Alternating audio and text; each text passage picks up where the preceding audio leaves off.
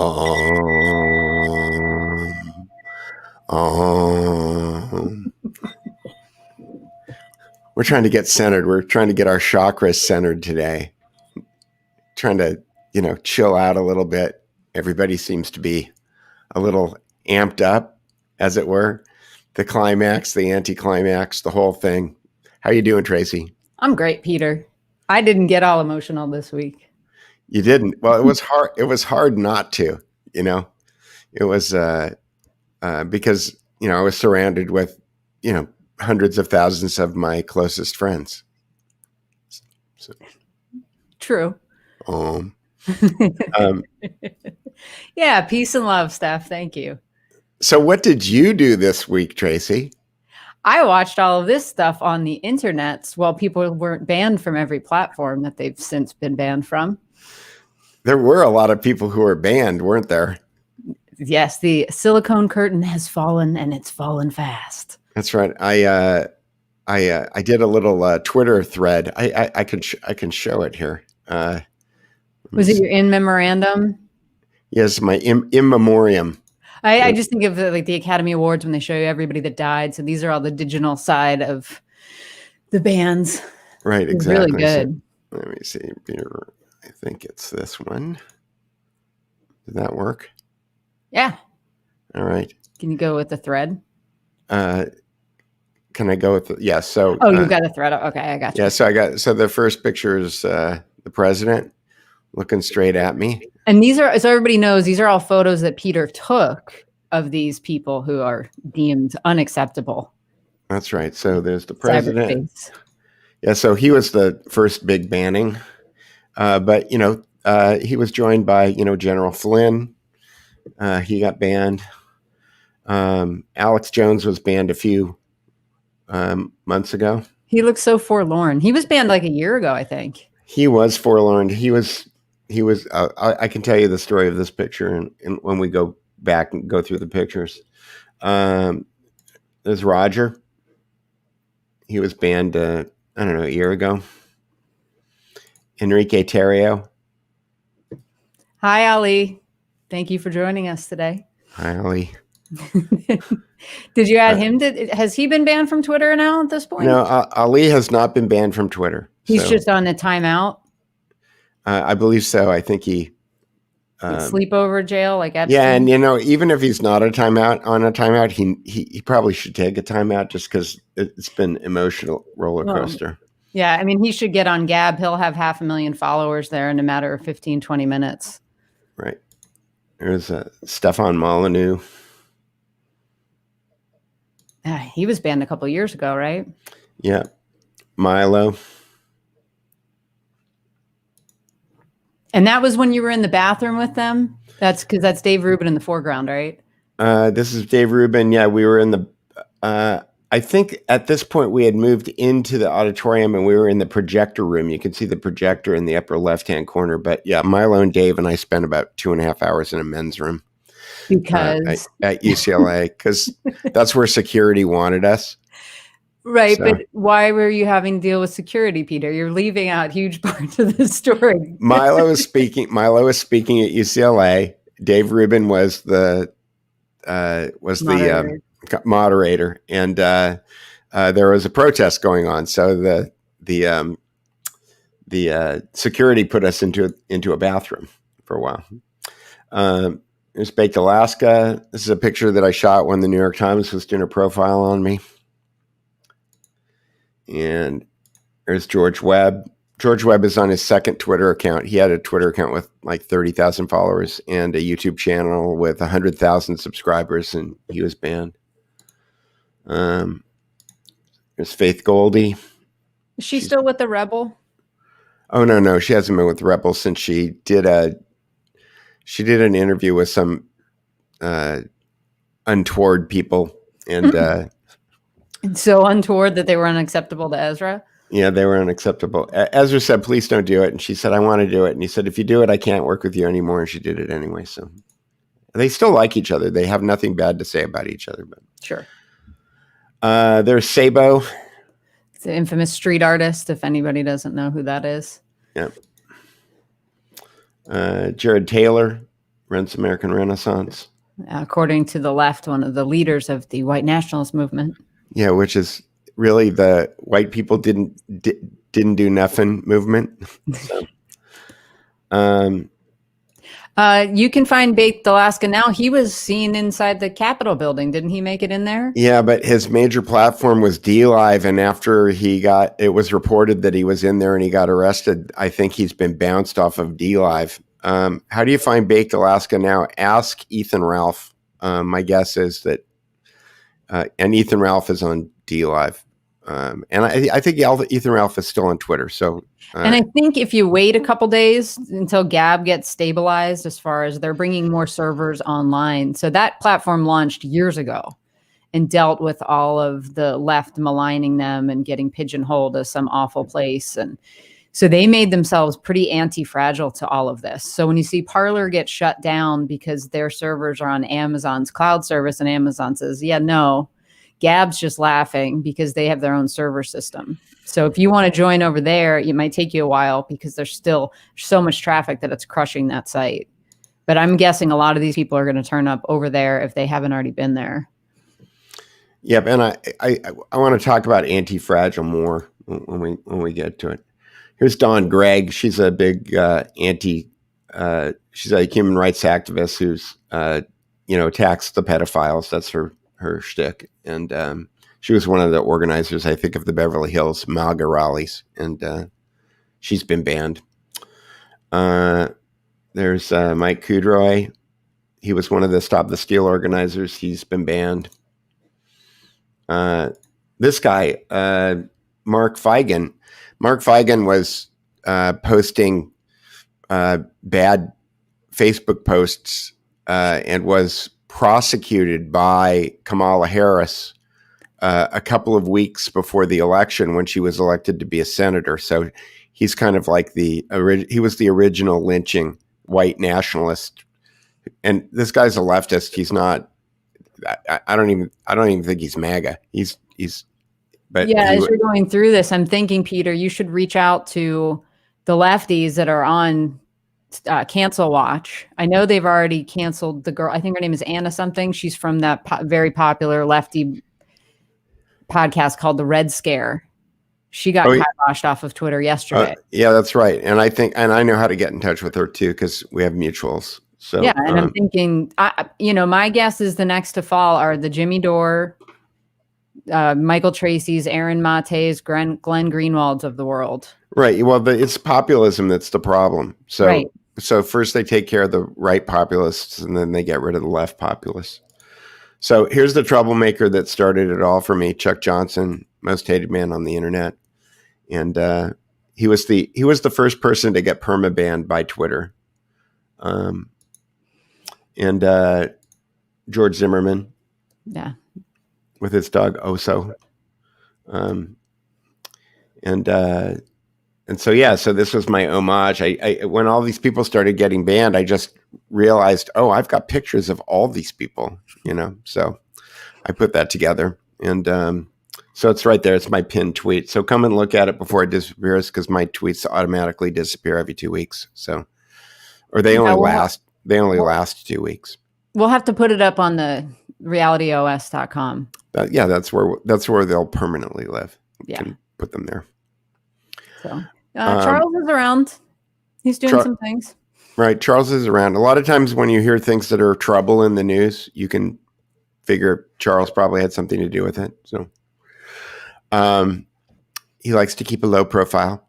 If you pop your head up, you wind up getting whacked. So that's the issue. Yeah. So deplatforming, anti-fragile. One of the things. So, I was involved with moving the conservative treehouse over to off of the WordPress.com platform onto a self-hosted WordPress platform. And when I think that I mentioned this to you when I talked to you last week, is that when we were looking at the statistics, because they've been so marginalized by social media and by the search engines, their traffic is all organic, meaning that people are either typing in theconservativetreehouse.com or they've got it bookmarked. Remember bookmarks? Mm-hmm. And so it's like 80% of their traffic is or what they call organic direct traffic, that's about as anti-fragile as you get. I mean, that's a good indication that you've got a great organic fan base that's not being controlled by the search engines and the social media companies. So my jaded, one-sided, biased opinion is that all of the tools exist to put the blogosphere back together again. And I think that what needs to happen is that people need to move off of these platforms. And when I say off of these platforms, Google Cloud or Amazon Web Services are not a place that you want to be, because you're going to get a letter in the mail or an email that says, hey, you've got X number of days to get off of our platform. And, moving websites, depending upon the platform, it can be easy or it can be hard. In the case of the conservative treehouse.com, since they were on WordPress.com, and WordPress is an open source software package. So it gets confusing because you have a company that makes software, and the software they give away for free. So you can take the software and you can install it on some other server and use it. And because of that happy accident, we were able to spin up our own servers and then move WordPress over onto the new servers. And, it was some work. It took a couple of days, but it wasn't Herculean, and that and that portends to the future. I think the if you get people who are like-minded to start sharing content with one another. I mean, in the original iteration of the blogosphere, you had something called a blog roll, where you had a list of affiliated sites that ran along the side of the. Yeah, Drudge basically still has it. At least the last time I looked at Drudge Report, he had it. Gateway Pundit has it. And doesn't Conservative Treehouse have it too? It does, but there's actually, the technology allows you to actually pull stories. Right. That's how ground news works. Right. They're just pulling. Yeah, go ahead. Yeah, and that's the future, I think. Yes. Yeah. So, so to that end, I think that it's we are perfectly capable of building an anti-fragile network, information network. And it requires more organization than technology. And that's going to happen. I'd like to be involved in it happening, because I think I've got more domain understanding and experience in it than anybody. Shift, I don't know what that is. I don't know what that is. All right. You want to provide some more details? Yeah. Yep. Decentralization. So I would say decentralization or federating, that is spreading out the management system. So I can imagine that there's, let's say, the 10 top websites are all sharing content with one another. So their content goes along the center column, and then in the sidebar, you can see, in reverse a feed, as it were, of the news coming from all of the other sites that are in the federation or the confederation, as it were. And then if you can share, resources like servers, and you can share revenue through a common ad network, something like that, and then share conversations by having the same. If you sign up to be able to leave a comment on one site, that you should be able to use the same credentials to leave comments on other websites. Then I think that you basically have a social network in a box that's got this federated responsibility. I was thinking about how you could rank stories. One of the things that I was thinking is that if each member of the federation could upvote or downvote a story that they had read on another member, then you're basically turning it into a Reddit system. Yeah, but you would give that control to the people who are the editors of each website. That way that they could control what the content was that was showing up on their sidebars. I see what you're saying. Right. Yeah. So if you've got, want to take the most popular stories or the most controversial, maybe. Yeah, or because the one issue that winds up becoming it's the big issue. The big issue is business models and sensationalism, because in advertising-based revenue models, sensation drives traffic. And so you get clickbait headlines, you get clickbait stories, you get speculation, you get journalism, You don't get a lot of original content. You've got people who are commenting on other people's content, and it doesn't wind up becoming a helpful news outlet. It's just basically targeted towards getting people's attention instead of informing them and giving them information that they need in order to take action on something. And so that winds up becoming the issue, I think, because if you've got one site that's driving all the traffic because they're breaking real stories, and then you've got another site, my biggest gripe about sites like the Daily Caller is that they run all those bikini stories, right? There's Yeah. look at the 10 pictures that Kylie Jenner posted on Instagram. Right, but are those adverts?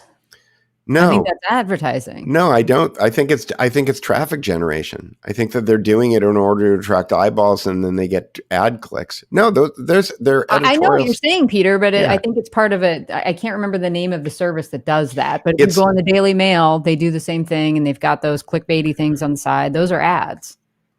They're not ads. They're editorial. Okay. And it's part of their editorial policy. And, I get it. I understand it. I just don't think it's helpful. So, if you want to look at girls in bikinis, go to Instagram. That's what it's for. So anyway, do we have questions? No, I've been putting stuff up as it comes in. No questions as of yet. Okay. All right. There's people. It's disagreeing with me, but we're not going to fight it again. Ads, not real stories. No, I swear I see. I believe that you believe that. Thanks. Yeah. Anyways. I love you brainstorming. Something has got to give. I have not slept well since last spring. Finding other ways to communicate will definitely help relieve stress. Yeah. I was watching because since I wasn't in DC, I wanted to see everybody's reaction to it. I didn't turn on the news at all because I don't care what they're going to say. I know how they're going to frame this. This is the end of the world. This is a danger. And that's how the left is going to do it too. The left politicians, they're going to use this as an excuse now to crack down on domestic terrorism. And so I went and I wanted to see what Jimmy Dore thought because he's a lefty that I respect. I think that he is intellectually honest. I don't agree with him on a lot of his fundamental issues, but I appreciate his take on the world. And I think he's totally honest. So I watched him. And if for those of you who don't watch his show, he started as a comedian. He still is a comedian. And then he was on the Young Turks for years. And now he does a podcast from his garage. And his wife is his sidekick on that. And so they were broadcasting on the 6th, I believe, talking about what happened.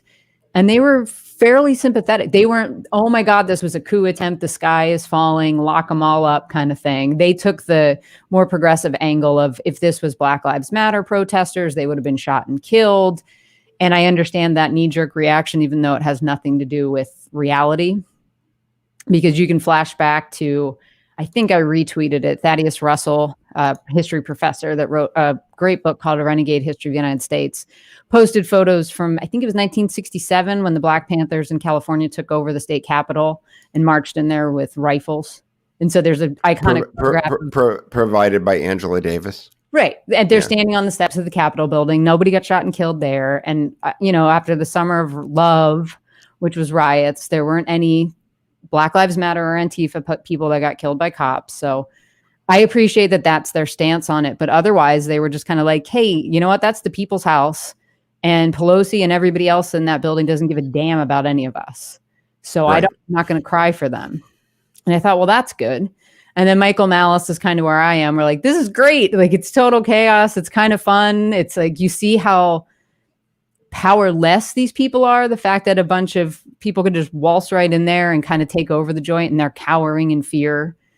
And somebody posted, I think it was Scott Horton, a picture. He was another libertarian guy that does foreign policy related podcast that's wonderful. He posted the photo of them cowering in the Senate gallery with our favorite upholstered chairs that have the swastikas on them. And he said, just a reminder, these are the people that send your kids to war. And this is how they behave when he talks to a guy that looks like Joe Exotic and a whole bunch of like rowdy kids that are like Revenge of the Nerds just busted onto the Senate floor. So I appreciated those kind of takes. And then there was a lot of discussion on Tim Pool's show that night. and on Michael Malice did a sit down with Hotep Jesus, and they're talking about the next iteration of social networking and what happens now that the major networks, Twitter, Facebook, all that seem to want to have no room left at the end for anybody who's right of Pelosi. So the conversations are happening. What comes out of it will be very, very interesting. Yeah. So should I show my pictures now? I think so. Hang on. We got a whole bunch of stuff coming in here. Okay. There's no real way to protect yourself from losing your ability to communicate on the internet because you can easily be blocked at a protocol level. Yep. We need to get organized offline. Yeah, Joe, I need to connect you with Peter. I don't. Okay. Joe is married to my cousin Stephanie. They're both watching now, and Joe knows how to code. Okay. Went to school for that stuff, and he'll help you. And I'm interested. I bet you that they were laughing, looking at that and thinking, "Oh, really? Historical precedent." Here's the guy with the Viking hat. Yeah, domestic terrorism. So he's saying the Insurrection Act is signed. Is it? I don't know. Bannings on YouTube as a result of ads being maybe. I don't know that that's necessarily true. I think that they have a personal bias, and I think that those companies being Google, Facebook, Twitter, coordinate behind the scenes and move at once to cancel people or ban them. Right. I have an extreme point of view on this, which is that I don't believe in the Alger Hiss myth. Is it Alger Hiss? The commie that infiltrated? I'm sorry. Horatio Alger. Okay. The Horatio Alger stories were these stories about young capitalist guys picking themselves up by the bootstraps and then taking on the world and becoming giant successes. And I think a lot of these are mostly fairy tales. And so the whole idea that that the capitalist business model is all based on these metrics, and that this advertising is driving all of this stuff. I used to believe that. I don't believe it anymore. I think that YouTube is a mind control device.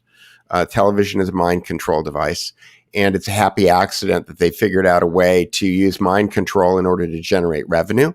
But it's not always necessary, which is why you've got things like CNN that clearly, it doesn't matter whether or not they make money, as long as they have the right message going out.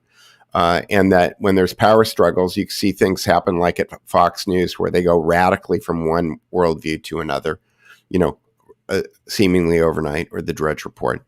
And so at that point, you need to start questioning what the motivations are for any of these companies to be doing any of these things. And I believe that they do make money. They may make money as advertising, but they also may make money as money laundries. I mean, digital inventory is the mechanism by which advertising on the internet is measured. So, Google went from a company that was basically not making any money to making $1 billion a quarter because people were flowing money into Google. It was going through their books and into bank accounts. Well, Google said that money came from advertising. Most of it probably did, but who knows where that money is coming from? Everybody get ham radios. Everybody get ham radio licenses. I'm a licensed ham radio operator. Ham radio. You will be conducting ham radio courses on the Reality OS sometime very soon. No, if you go to Ham Radio Crash Course, the guy Josh who runs that channel does a great job. I would suggest going there. But one of the things that was driving me crazy, and I'll get to the pictures in a second, about all the LARPers. There's all of these people who wear battle rattle. I talked about it last week when I was in Arizona. What are you calling it? Battle rattle? Battle rattle is people who wear plate carriers and helmets, and they wear combat outfits, and they're, if they're in the military, then that stuff all makes sense. If you're dressed like you're in the military and you're actually not squared away, you actually haven't trained and you don't know how to use any of that stuff, then you're just LARPing.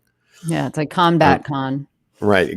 Is there something called Combat Con? No, I'm just thinking it's like cosplay. I'm trying to play with those things. It's like Comic-Con if your heroes are G.I. Joe or the comics that you're trying Okay, to. so smoke signals are back in. Actually, there's a guy. Oh God. I talked to Ali about this. He's an ex-Air Force guy. He lives in Finland, and he's perfected how to send text messages over ham radio, over high frequency ham radio, which is it's counterintuitive. It's kind of slow. It's kind of like getting back on the internet in the old days. They actually talked about that on Timcast in real life. I don't know if it was Thursday nights or Wednesday nights episode, but they had two of the guys from minds.com, which is an alternative social media site. Right. Just happened to be their guest. So they had a long discussion about all the internet possibilities and what these platforms have to deal with. And they mentioned that they're building like a ham internet. I was like, oh, Peter would love this. I follow these guys. I know you do. It's very slow, and here's the thing about ham radio. There has to be an operator at each end in order for it to work. That is, when some person calls out, there needs to be another person there to hear it. And the nice thing about one of them is called JS8 Call, and the other one is called Win. I want to say WinLink. I think it's WinLink. These are computer programs that run on a computer, which could be a Raspberry Pi, and they hook up to a ham radio. And then if somebody else is also running the software and they're also on the same on the same frequency, and they're also within an area where they can receive the signal, then it's possible to send a text message. And what's great about it is that the computer on the other end can receive it whether you're there or not. And that's great in a grid down scenario. And that's what these guys are all about. But it's not the internet, right? It's more like mail, like the old without a Pony Express the rider. Pony Express of texts. Right. Yeah. So it's going back a few years. It's going back a few generations. So. Well, guess what? We're all outlaws now at this point. Right. That's what I'm thinking of. Well, we always have been. It's just that I think everybody knows it. Yes. Right. So. Yes. Because it's not really possible. I'm sure that I'm breaking some law sitting here. I don't know what it is, but something that they can find. Morse code. Yeah, Morse code is great because Morse code will go around the world with high frequency. It's difficult, but it is possible. It is. But the main reason that I get on my high horse about people getting licenses is because I think that there's a lot of people who are buying these $25 Chinese radios thinking, oh, if the shit hits the fan, then there isn't going to be an FCC to come down and stand on my neck if I'm using this and I shouldn't be. But the thing is that radio requires a certain amount of skill. And the thing that happens when you wind up getting certified with your ham radio license is that they teach you those skills. And so it's actually really a good thing to know so that it actually works. If in a grid down scenario where you've got a bunch of amateurs that are on the ham radio bands, ham radio will become useless. Yeah. Because there'll be so many idiots talking on it who don't know what to do that you won't be able to communicate with anyone. So we'll all be wearing uniforms, Mao jackets. Isn't that what the Gap is? And Banana Republic is for the guards. Right, exactly. Next level up. Nicer. I mean, as a fashion photographer back in the 80s, one thing I noticed, I thought, the Chinese have been trying to get everybody to dress the same for years, and the Gap has accomplished this, right? Yeah, I'm with Underdown on this. I like the Mad Max chic, and I would like a dune buggy. Yeah. Well, or one of those e-bikes that's all outfitted to go wherever. Yeah, I would imagine you can listen to ham radio without. It's 100% legal to listen. Yeah, it's just floating through the air. All you're doing is snatching that signal. That's why you can buy ham radios without a license, because it's completely legal to listen. But if you're going to go broadcast on them, now I have ham radios, but I also have something called GMRS, which is ham radio with training wheels. It's got channels. All right, Peter, we're going to do a how-to with you. All right. Otherwise, I'm going to have to get up and go get my gun. All right. Well, I have my pitchfork. I meant to use it on myself because I can't listen to ham radio talk anymore. All right. Hey, wait, All right. what's this? Peter knows fashion for sure. Strange world, fashion, money laundering. Yeah, fashion is Yeah. probably money laundering. Everything is used for money laundering. Let's face it. Yeah. If you see a store where you're like, I never see anybody go in there, but that place stays open and I don't get it. It's a money laundering. Right. If you go to a business that's cash only, like there's a market near me called Produce Junction that my mother just loves. She's like, it's so cheap. And like there's no prices anywhere and it's all cash. And when you go to check out, the kids just kind of seem to do math in their head. And I was like, it's a money laundering. Like, and she's like, they don't take credit cards. It's cash only. I'm like, what do you think is going on? Well, they have great prices. I'm like, that's because they don't care. That's They're because they make money selling. It's because in order to sell the amount of cash that they take to the bank every day, they need to make it visibly look like there's tons of people coming into the store and going out of the store, and they all have happy expressions on their face, because that's how you sell the story. Right? You have to sell the story. Was it you, Peter, that told me the story about the arcades? Yes. And how that became a money laundering thing? Yeah, I worked at Sega GameWorks in the 1990s, and there was some interesting math going on at that moment in time, because the PlayStation had just become a thing. And the PlayStation really became a thing, like I think in 93 or 93, I think. Sounds about right. Okay, but in the 80s, in the United States of America, the video game business was like a $20 billion a year business. The arcade game business. The arcade game business, where you went and you put quarters into machines, right? And the arcade owners took giant bags of money to the bank every day, lots of cash to the bank, right? And then when the PlayStation came out, this amazing thing happened, which was that revenues dropped by like 75% or something, because people stopped going to arcades, and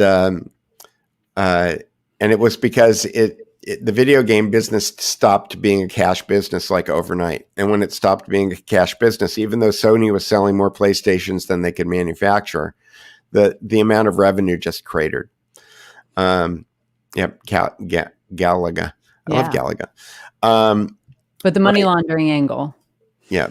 It's so there's a lot. So there's a whole other story there, and I don't really want to get too into it, but any business that generates lots of cash, there's all kinds of rumors about how McDonald's got started, and and then I think in the end of the 80s, early 90s, there was a giant FBI bust at one point. One of the big pizza places got raided by the FBI, like 700 outlets at the same time, 700 franchises at the same time. You can Google that, go fact check me on it. Yeah, was that I'm trying to think if that was the Donnie Brasco case. Because one of my favorite college courses was legitimately called, oh crap, now I'm not going to remember what it was. Drug trafficking. Mm-hmm. That was the name of the class that I took. How fun. Yeah, it was. It was really interesting. Our textbook was called Webs of Smoke, and it had an opium pipe on it. Right. Did Eric Holder recruit? No, actually the professor for that, I can't remember her name, but she had been a Canadian Royal Mounted Police officer, and she was a tiny chick.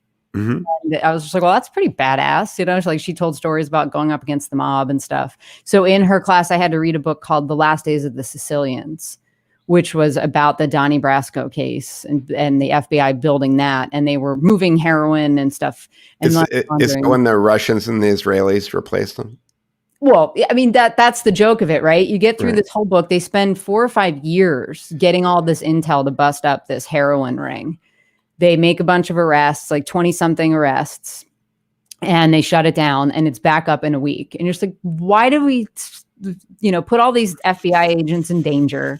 Why do we play this game? It's just going to find a new spot. It's like water. It finds a way to get downhill. It seemed so silly. And I remember thinking that in the class, that nobody had a good answer. My professor doesn't have a good answer because she used to be a cop. So to her, it's like, well, they're not allowed to do that. I'm like, they're going to keep doing it. Well, it's because he hasn't read any books. Why don't you just make it illegal? It's because he hasn't read any books by Servando Gonzalez maybe. So. But I found another one of my professors was on Twitter. I'm going to see if we can get him on here. He writes books about the mafia and sports cheating. So he wrote a book about a referee in the NBA that fixed all these games and got busted. But the reason I bring him up is because he had a tweet this week sharing from, I think it was the Financial Times. Mm-hmm. And this just tickled me. It was a story about a mafioso in Italy that was doing, the whole setup was the mafia was always very into community outreach and having this really good public face. And they've now transitioned that into the digital space. So it was about a mafioso in Italy who's currently in jail. But until he went to jail, he had a thriving Facebook like page. I'm sorry, what? He had 18,000 people on his Facebook like page, and he's sharing, family recipes and stuff like this, decorating tips or something, commenting on fashion. But I was like, so the American media went nuts about Russia and their influence, and yet this is the first that I'm hearing that the mafia is on Facebook. Yeah, it does. Their priorities are. It doesn't surprise me. No. So all right, anyway, get to Peter's trip to DC. All right. So I went to, let me pull these up and then I can start talking, and I'll try not to move through them too quickly, and just, you can ask me questions. Yeah. And I also, if anybody needs it, you can just yell in the comments like, hey, can you please show, I've got the overhead satellite image of this area of DC. Right. So I got there early. I got there on the 4th.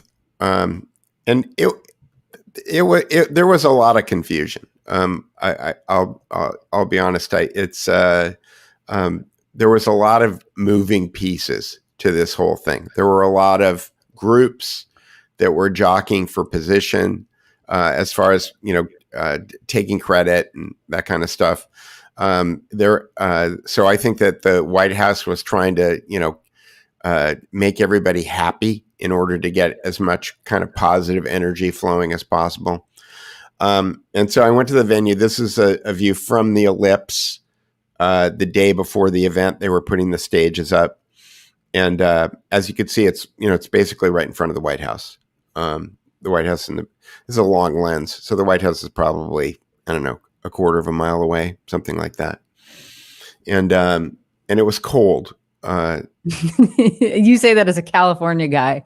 For us Northeasterners, it was in the 40s, right? Yeah, it was in the 40s. Yeah, that's balmy if you dress appropriately. Okay, well, there are a lot of people who are not dressed appropriately. I'll tell you what Pat did later, but I have pictures of it, but I don't have them here, but I'll tell you the story. And there were people driving around. Here, let me get rid of this here. And there were people driving around all maggot out, vehicles honking, lines of cars, and there was a lot of good energy.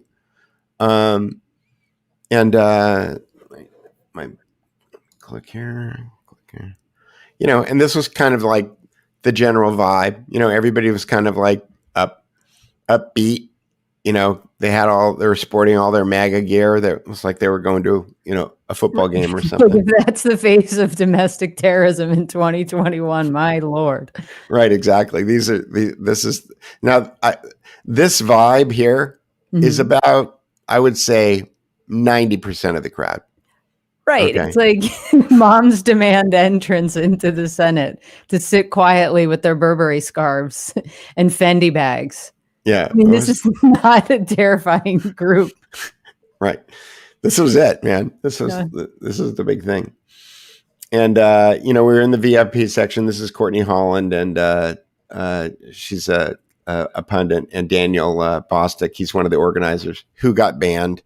Oh, I have to add Daniel. There you go. Oh, no, wait. He got to put on a 12-hour suspension. Okay. He didn't get outright banned. They were organizers. We were in the front. We were just trying to stay warm. Okay, I know that you're blaming me from California, but it was 41 degrees and there was a 6 mile an hour wind, so the wind chill was taking it down into the 30s. 6 mile an hour? Yeah. You should have talked to me. I'd have been like, this is exactly the outfit to wear. I was dressed warm. I had a big jacket. Okay. Oh, but Pat was assisting me. I just want to let Giannis know we'll get back to that question about the future of the Republican Party. So go ahead, Peter.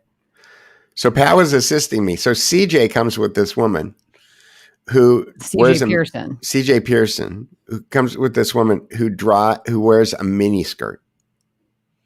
And she's she looks like she's going to pass out from hypothermia, and so Pat gives her his jacket to wrap around her legs, and now Pat's getting hypothermia. You know, nobody's getting hypothermia in 40-degree weather. It just doesn't happen. You're so dramatic. Okay. I've seen somebody get hypothermia, and you know where we were? At the top of a mountain that was snow covered, and we're standing on a glacier. All right. It's kind of interesting because when you get hypothermia, you start hallucinating. Okay. I don't know if you know that, so you just kind of maybe I had hypothermia and I was hallucinating. Oh,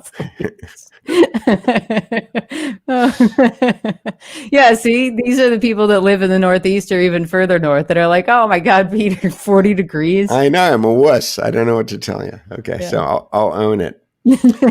All right. I don't know why I haven't processed it yet. I've spent 2 days on in Photoshop. I'm still getting there. There were these. I have all these great pictures of these nuns, but this is the cutest one. They should. And they say again. Could any of them fly? No, but they were all MAGA'd out. They had their MAGA scarves on, and they all came in together in a line, and people were cheering and whooping, and it was. They were very cute. I'm picturing one of them that's got a hidden, machine gun leg like Rose McGowan in the Grindhouse movie. Yeah. That's what I want. Okay. Well, we know what to get you for Christmas then. Well, I need to lop off one of my legs, and I don't think. I mean, I'm into losing weight, but that's dramatic. All right. So here's Ali with his crew coming in. They love the nuns. See, Peter, tell Peter in the comments, would you guys like to have these photos? Would you buy them for a couple bucks? The nuns. Yeah.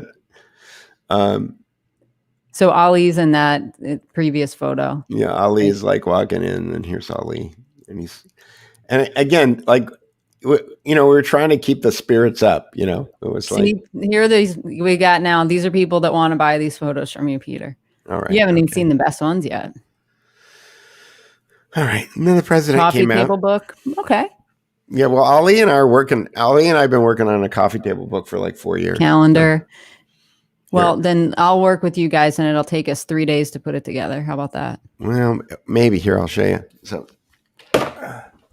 imagine how many pull-ups you can do after. I can maybe do 1 pull-up after I cut off a leg. That is true. So I'd buy some photos. So this one that Peter's got up on the screen, I was telling him should be made into a T-shirt that we sell that says "Miss me yet?" So this book. Was here we got to take that. I'm going to pull that from there. Okay, so this book was done. Nothing Personal was done by Richard Avedon and James Baldwin in in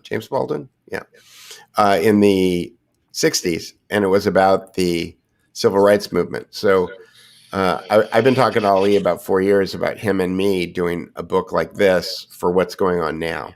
So that's been my MO for a couple of years now. It's just trying. I think you just put it together. Yeah, and you can work with. We're trying to figure out a date that we can get Jason Rink to come on with us. He's the one that's been doing the documentary, following the Stop the Steal stuff. So he was in the dead center of all of this with Peter this past week. So do you want to respond to this question here, Peter? Sure. Yes, I do. And Ali and I have talked about this, and if he's still around, we could let him talk about it too. Now, what are the latest allegations? Yeah, I mean, Ali, if he wants to, you could send him a link, and he can even jump on here and talk about it himself. Okay, I'll call it copy to clipboard, and then I'll put it there.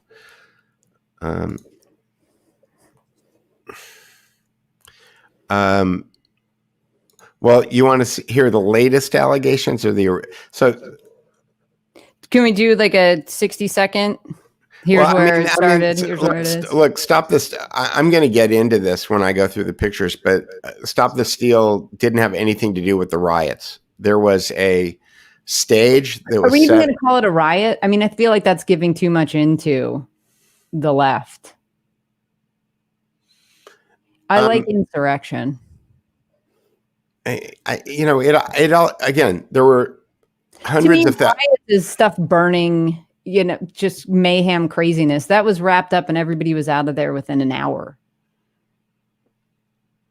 maybe hour and a half.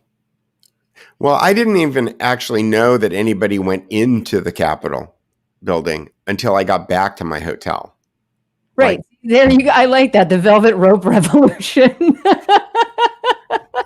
yeah, I mean, that's the funniest image of it, is that you see the people that breached the Capitol. You know, we don't know who broke the doors down. Maybe we'll find out. We probably will. there's video of the guards opening the door. Yes. And then everybody, when they got in the rotunda, they just stayed between the velvet ropes. Right. Velvet rope revolution. That's the epic photo. Yeah, that was it. But, We might have to promote whoever said that from an associate producer to just a producer. So Harry, you're now a producer. okay. So getting back to the Ali question. So the Stop the Steal organization there was a stage that was set up on the backside of the Capitol between the Supreme Court and the Capitol building. And what was organized was that there was supposed to be continued speeches after the president ended. And that just never happened. We ran to those locations, and I don't know if I have pictures today to show of us running to the locations, but I hooked up with CJ Pearson and a bunch of people, and we ran down the mall. And by the time we got there, a lot of the stuff was already going on. And we got to the back of the, let me see what I've got to pull up. Is this D. Bostic? Is this Daniel Bostic in here, Peter? Yeah, that's Daniel right here. So he was there too, and he's saying this is Daniel. This is no Daniel. idea. Okay, hang on. You got to put it back in the stream, or it doesn't make any sense. It's okay. Wait, that's straight. Yeah, I got it. All right, there's Daniel. This is Daniel, and that's Daniel. So hi, Daniel. Right. You're not banned from here yet. Right. And so anyway, so we went from the Ellipse venue to the Capitol down the mall. That's the way that I went. I think Ali went with Alex, and I think that they were in vehicles, and So let me just throw that in there for a second. Right. So everybody can see it, especially because people are watching from other parts of the world. So I took this picture. Here's the Ellipse where Peter was. This is where the event took place. There's the house. Trump encouraged everybody to go up Pennsylvania Avenue. Right. And there's lots of pictures of people going down Pennsylvania Avenue. And I don't know this. I don't know how Ali got there, but my assumption is that he took a car with Alex and they went, through the side streets and made their way to the Capitol. And so what Peter's saying is he ran up the middle through the mall to get to the Capitol. Right. And then you were on the side where the Supreme Court is. That's why I had that. Right. And if you look in between the Supreme Court and the Capitol, there's a little green area there. And that's where Ali and Alex were supposed to be speaking. And I had been there the day before in order to scout the area to make sure that I knew where to go. And at that point, there were people on the front stairs of the Capitol, but the police still had control over the sides and the back of the Capitol. And the only way that CJ and I made our way over there is that we all had passes. We all had our media badges. So they opened the gate and they let us through. And so we got there. But by the time that we got there, the security had been breached in all other places. Like the only place that people couldn't get through were the place that we got through because we had badges. And within 2 or 3 minutes of our going through there, a whole group of people would come up to the gates, and I have pictures of these things that they're not finished yet, but people were grabbing the barricades, and the police were saying stop, stop, stop, stop. But at a certain point, the police just fell back, and when they fell back, everybody rushed in. And so I'll go back to my pictures here. See what I got. Hi, Debbie. It's all right that you're late. So Kathy's saying Ali said in a Periscope that he and Alex were removed from the president's speech early to guide folks over to the Capitol. Right. And the thing is that it was clear that there were a lot of people who had decided that they were just going to go to the Capitol, right, and that they weren't going to they weren't going to be at the president's speech because Right. they You could wanted. probably hear it all the way down there, right? You said the speakers were insanely loud. Right, and that was one of the it was they were insanely loud. It was, in fact, I probably have ear damage, but I'm not. Yeah, I know, Peter. It's just so funny. You're so delicate. I am. So anyway, no, and the only thing that I could figure, and they had the subwoofers. They had a whole row of subwoofers on the front of the stage, and they were just. You can see them in this photo, can't you? In this photo, isn't that a big speaker bank? No, right, those are flat screen TVs. Oh, okay.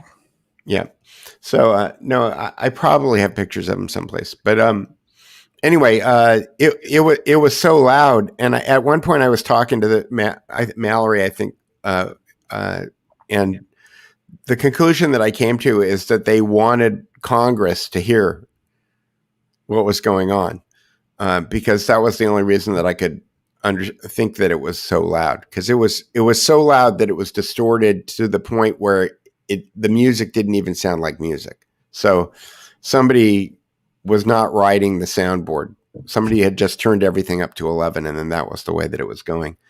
But this is looking back. So at the back of the ellipse, there's a road, and then across the road was the Washington Monument, and you can see the crowd there. I've shot some panoramas too that I haven't put together yet. That it was just solid people. So here, that's the distance that you're talking about. Yeah, that's where the event is. That's how far away the Washington Monument is. So you said to me you thought it was maybe 200,000 people, maybe more. I'm guessing there was 250,000 people. Again, I'm not an expert at this. I could be completely wrong, but if I had to, bet on it, I would say that there's probably 250,000 people watching, which is a couple of Rose Bowls. It's like, that's how I was looking at it. I was thinking, oh, this is a couple of Rose Bowls. And we got to remember to get back to Tori, or however we say her name. So we will come back to that. Let's just Tori's criticism of Ali. Right. But you wanted to get to a certain point, I thought, in this photo montage to jump into that controversy. All right. So I can make it a sidebar, or we can do it later. You tell me. Yeah, let's get through these and then we'll sidebar that. Okay, great. So this is genuinely like what it looked. I tried to stop at one point when I was with CJ. We were running. We were literally running, like, whoop, run. And at one point, I just stopped, and I thought, I have to take a picture of this. And you can see, I don't think that people have moved up onto the front steps of the Capitol yet, because you can still kind of see some white there. Right, to the left of that Trump flag would be the white of the steps you're talking about. Yeah. And now, Peter, there was supposed to be more speeches given at the Capitol, right? Yeah, that was the plan. The plan was not storm the Capitol. That wasn't part of the plan. The plan was, Ali and Alex were supposed to speak. So I have it on a schedule. Some of the photos we get to later, you can see the stage and the scaffolding and all that stuff that was set up for the speakers. And that's why Trump's saying, like, hey, I'll meet you over at the Capitol. It wasn't, hey, go storm the Capitol.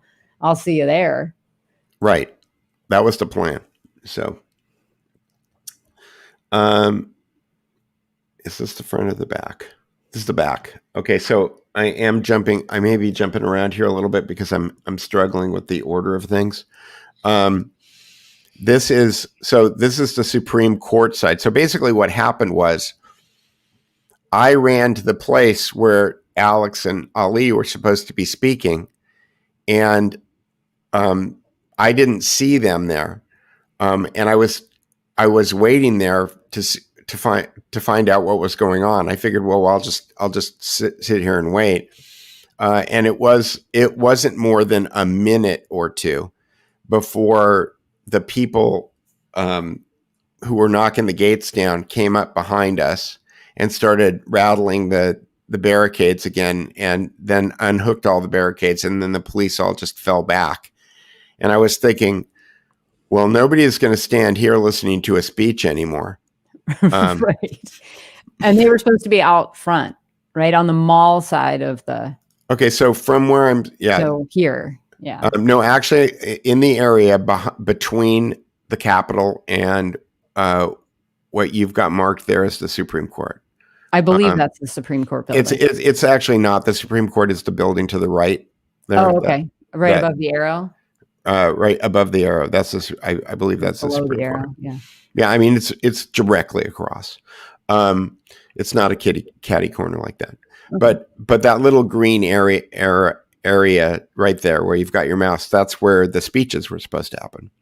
Oh, and so so I got there, and then when the barricades got torn down and everybody started moving towards the steps, then I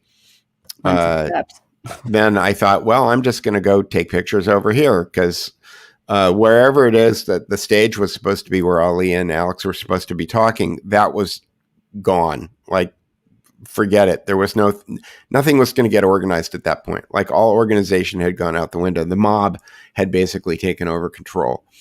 And so at this point in time, Peter, when you're taking this photo, is Trump still speaking at the ellipse? No. Okay. No. But I do believe that the plans were to have him come back when everything was organized. Right. I'm guessing there. Well, you left his speech early. I was listening to it sitting at work. And so he said, I'll see you guys over at the Capitol. Right. And I think that happened until there was a flashbang or an M80 or something happened. There was a loud explosion noise. I heard a couple of them. But they sent, I heard a couple of them on this side, on that big patio up there. I don't know what that's called, a porch or a rotunda or whatever it's called. But it sounded to me like M80s. It might have been flashbangs, but I didn't see any flashes. So, but at this point, nobody was going up the stairs yet. Everybody was chanting, and they were chanting things like, "This house, my house. This house is our house," or I can't remember what they were chanting. This house, our house, which is a very lefty thing to be chanting. Right. Like, whose streets, our streets, is it? Right. He seemed to indicate that he was going to walk it. And I think that's true. Here's my big criticism of, this isn't a criticism of Stop the Steal. This is a criticism of that, like, probably at the White House. I'm just going to say the White House. The crowd control was not enough. There was not enough crowd control there. I almost got crushed twice, doing things that were stupid that I shouldn't have been doing. Okay, but there was nobody stopping me from doing it. Jason got a lot of flashbang action over on the Crowdsource the Truth. Right. He's talking about Jason Goodman. Yeah. Yeah, Jason Goodman. All right.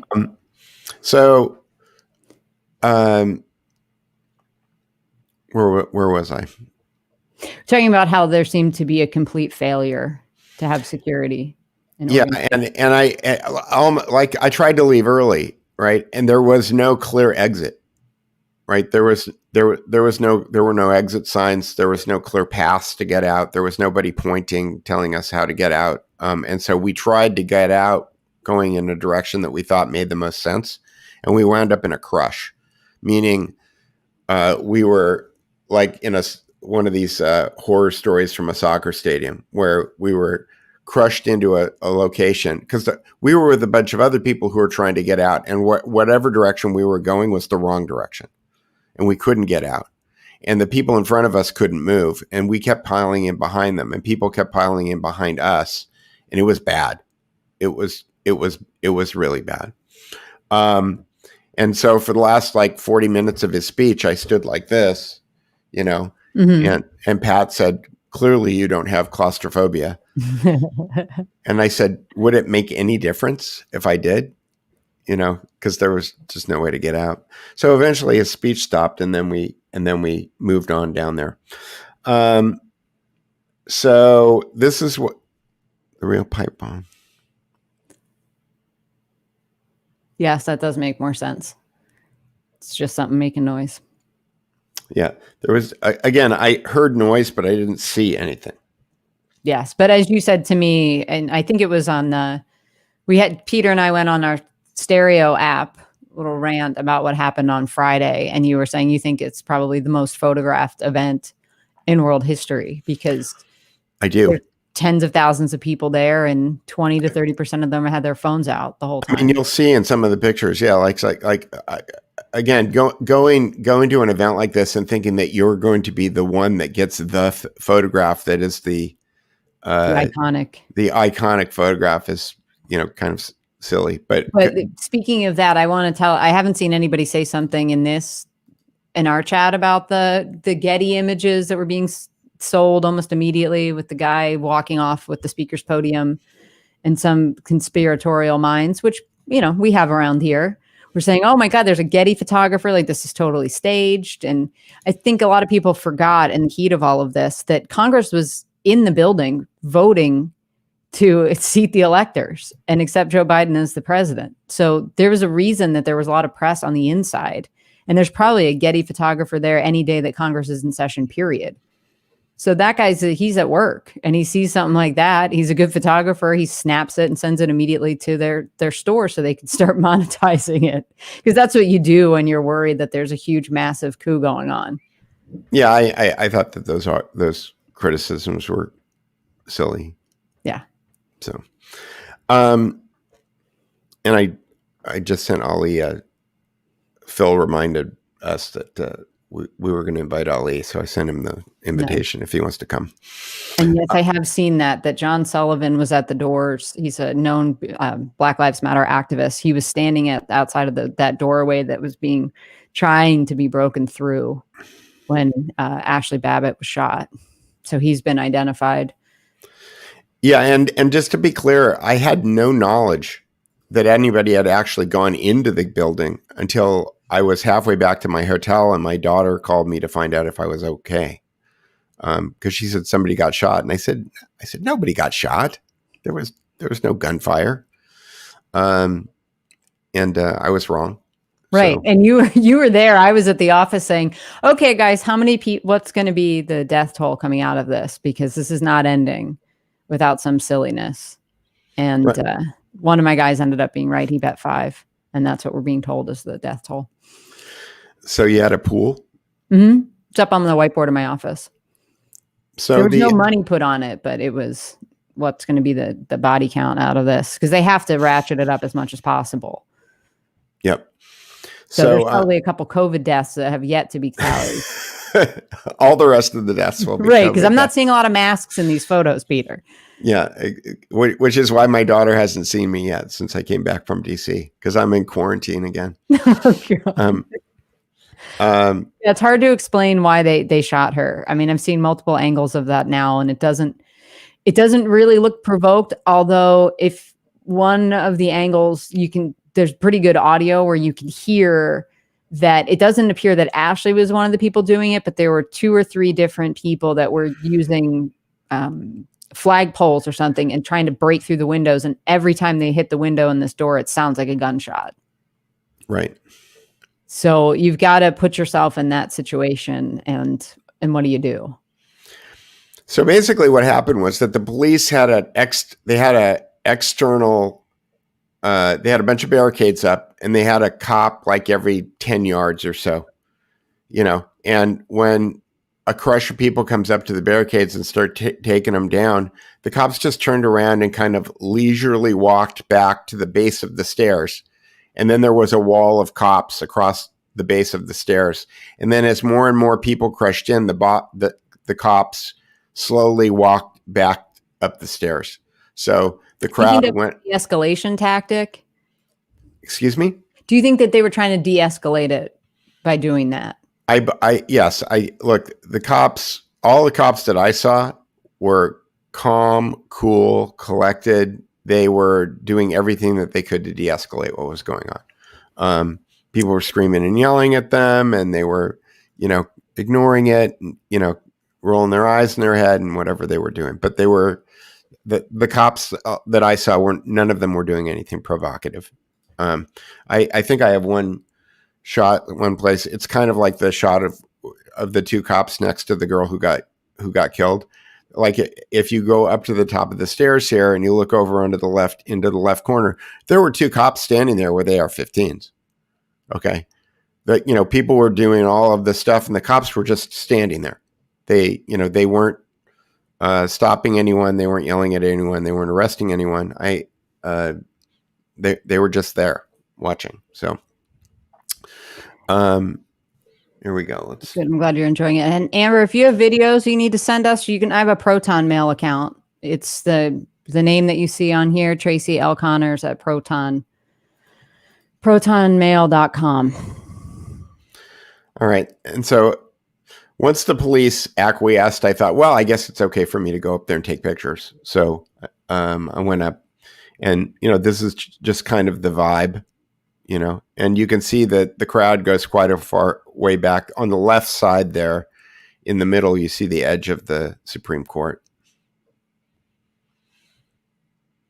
And this is up at the top of the stairs. These guys are all like high-fiving each other. There's that round sign there is a Q sign. And you can see this, and over to the right, it looks like Guy Fawkes mask. Yep. And over to the left, between next to the column, I think you can see the edge of a police officer. There's two of them there. I think they got black beanies on, and they're just standing there watching everyone. So people think that whole thing with Ashley getting shot, Ashley Babbitt, is a fake. What do you think about that, Peter? I don't know. I mean, I can speculate it in both directions. Mm-hmm. I could make up what I believe in one direction, or make up what I believe in another, and I could figure out a way to justify it in my head. But at the end of the day, I don't know. I wasn't there. I didn't see it, and yeah. I mean, the thing to me is that she's a veteran. Mm-hmm. And I'm thinking if this is a psychological operation, that having a veteran in there doing something makes sense, but who knows? Right. Yeah, we'll never know. And to answer your question, yes, we'll be putting all the photos once Peter gets finished with his photoshopping. Yeah. By the way, I've been sitting in Photoshop for 2 days now, and I'm about halfway through, I think, maybe. So let me go back to here, and so again, just kind of making my way down the stairs here a little bit. Amber, it's with a Y. It's in my, if anybody wants to follow either one of us, let me move this for a second. Both of us use our handles, which are the same across all social media networks. And then on Proton Mail, it's Tracy L. Connors at Proton Mail. And do you have a link tree, Tracy? I do. Yeah, and we both have link trees. So if you go to linktr.ee/ and then this name right here, or the one over there, then you'll find links to everything on our link trees. So it's true. Anyway, so let's go back to this. So then I wandered back down the stairs, and again, I was in the middle there. They hadn't breached the doors. It was mostly a bunch of people hanging out, high-fiving each other and slapping each other on the back about, how cool it was that we had done this. Like, didn't have any concept or idea of anything going on inside at this point. There's another shot. Same thing. And you can see all the hands up. It's like half of them have cameras. There's this guy. So there's this. You can see where the Supreme Court is there, Tracy. Oh, okay. I gotcha. Sorry, I'm being asked to type my email into the chat. So hang on. Okay. But this is the general vibe of 99% of the people there. It's like, hey, we're here. Yeah, I told you. My kind of take on this, it's if you want to think about, Charlottesville was what kicked off the Trump presidency. That was the first major event where we've discussed it before and talked about how it looked pretty damn stage managed when you've got a bunch of guys in khakis and their nighttime photos and they're beautifully lit. And when you're filming a movie at night, you have to get these gigantic balloon lights. I mean, you're talking about like a 20, 30 foot diameter light. Mm-hmm. that goes up and it illuminates it, so you get that beautiful look. And that's how that whole thing looks. I think I called them Abercrombie and pitchforks. And then I look at this and I see the photos of everybody's favorite Viking, LARPer with his face painted, like some Braveheart crap. And I think, okay, we went from Abercrombie and pitchforks to Van Wilder takes over the Capitol. Right. And we're supposed to be equally afraid. If the left was even close to being accurate with their representation of Trump and his supporters, it should have been completely different than what you're seeing here. They would have been organized. It wouldn't have been like silliness of a baked Alaska in somebody's office, like calling the Senate switchboard. It's just, come on, guys. Did he pick up the phone and call them? Yeah.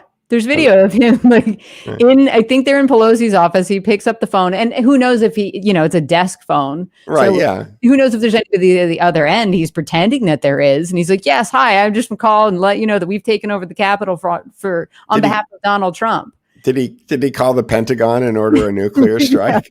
Please. DEFCON 5. Do it. Right. It's because I've got the phone. So then what happened was that Ollie and Alex showed up, and I think that Alex started to make a speech. I didn't catch his speech, but I caught him. I heard him, and I thought, oh, there's Alex. I'm supposed to be there. So I started making my way to where I could find them. And as I walked up to Alex and Ali, these guys came up and they started telling Alex that they had video of agent provocateurs. So basically people who were not MAGA people that they thought had infiltrated the MAGA people and were breaking the windows and breaking the doors down. And that was their story. And they were delivering video to Alex. And I think Alex was live streaming at the time. So this guy who's standing next to Alex with the camera is streaming out the show for Alex. We got a question for you, Peter. What camera and lens are you using? This particular, I use, I wish I had two of them. I have a Sony A7R4, which is my prime camera, and I use that with my long lens. And then I have a Sony A7R2. I wish I had two A7R4s, but they're expensive, and they're expensive. Why would you need two? Just so you don't switch lenses? Well, because most photographers who do this kind of work, they shoot with zooms. The typical Washington, D.C. photographer has two camera bodies. They've got a long zoom, so an 80 to 200 or a 100 to 300. And then they've got focal lengths for people that aren't camera nerds. Right. These are, well, you asked me camera questions. So that's right. But that's one person that kind of understands. And then everybody else is like, what? What's a zoom? If they understand. It's not, by the way, it's not about the camera. I've been doing this for 50 years. The reason this picture looks like this is because I didn't have I made friends with the security people the day earlier. So they knew who I was. Okay. So that when I went pushing in, that they didn't knock me on my ass. So that's the main reason this picture looks good. It doesn't have anything to do with the camera. $2,000. Where did you get it? $2,900 is just for the body. So anyway, the other lens that I was using is a 12 to 24 millimeter zoom. So I was using a zoom. Most of the time I use a 24 millimeter 1.4 because that gives me depth of field control. The main thing that I do when I show up to these events is I want to take a picture that somebody else can't take, meaning that I've got a lens that they don't have. And Jason Rink's camera operator, Paul, asked me, what kind of lenses do you use when you want to be really flexible? And I said, I don't. You're not there to be flexible. I'm not there to be flexible. I'm there to try to figure out how to take a picture that somebody else can't take. So that's what was going on in this picture. Alex is, listening to the guy, give the lowdown on the what he is describing as an agent provocateur. And I'm just thinking this is a little window into Alex's life that I've never even considered. And it's how many people approach him every day to tell him some crazy stuff. Well, this was the thing I learned in journalism when I was working with Chuck starting in 2014. The more people understand that they can give you information, then the more people who give you information. And so people are always, what is it that, George Webb has? How does George Webb know anything that George Webb knows? Because people tell him, Yeah. So. Right. It's the same thing with a lot of the people, on Twitter that have huge followings and seem to be breaking information all the time. They've built up sources. Right. So then they were on the move. So basically what happened here is that these guys talked to Alex and to Ali, and Alex said something to the effect of okay, this is a setup. That they knew all these people were going to come here and they were going to create problems so that they could pin everything on us. Mm-hmm. So we need making a picture. Yeah.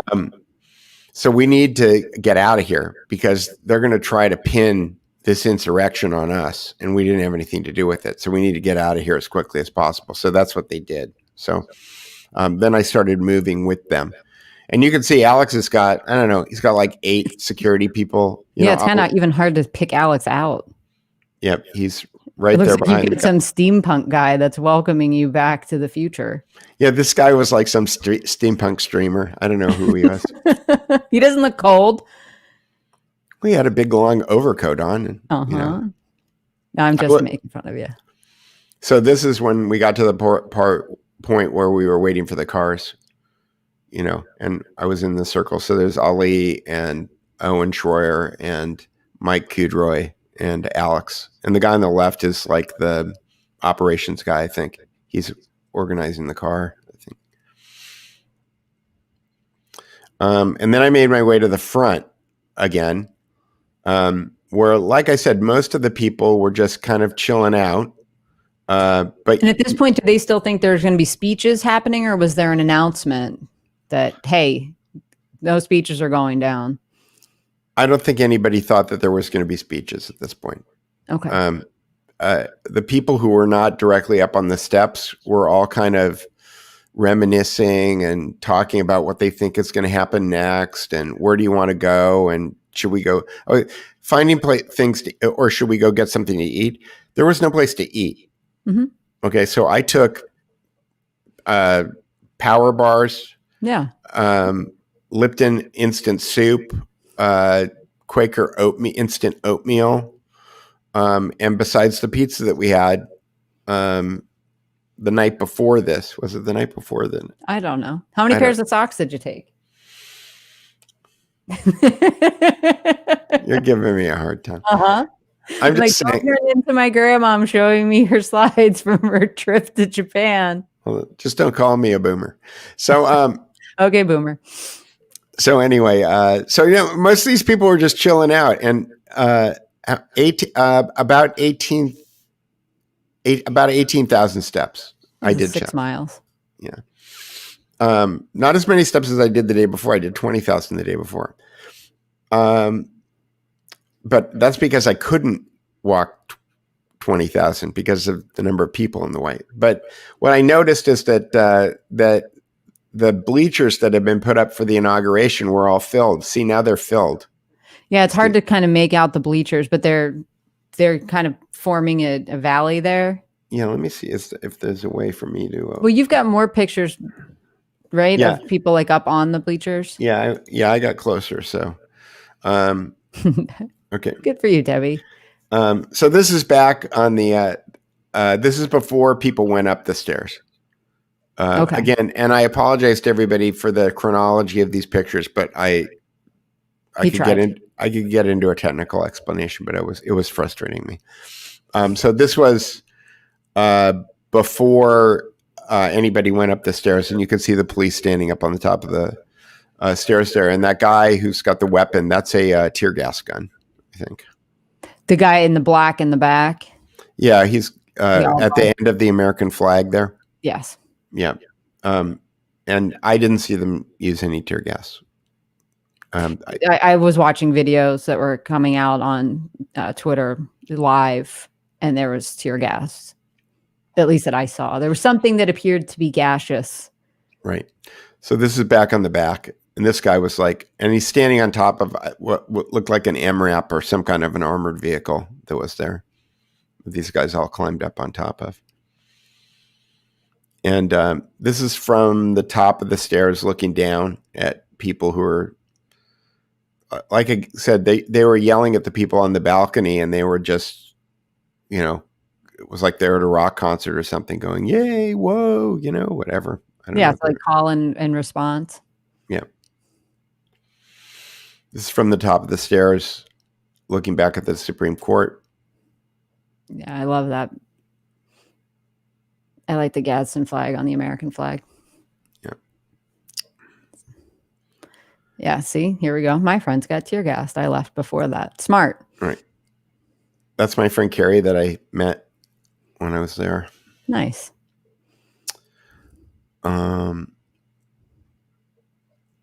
This woman was just like having a good time. Yeah. She was like, yay, we're here. Yeah, I mean, getting caught up in all that energy, this is how I can understand that some legitimate, fair-minded, well-meaning people got sucked up in the energy and went inside, especially when the cops seem to just kind of get out of the way. But you see how behaved they are. Like Harry said, that it was the velvet rope revolution. And then you've got some pranksters, like, of course, it's Baked Alaska. This is all like the selfies. It's almost like a school prank kind of thing. That's the level of it. It's not, oh my God, we need to crack down and start rounding up all these domestic terrorists. And then the FBI pretending that they need our help to find any of these people is such a joke. It's people holding up Bart Simpson posters. Peter? It's people holding up Bart Simpson posters. Yeah.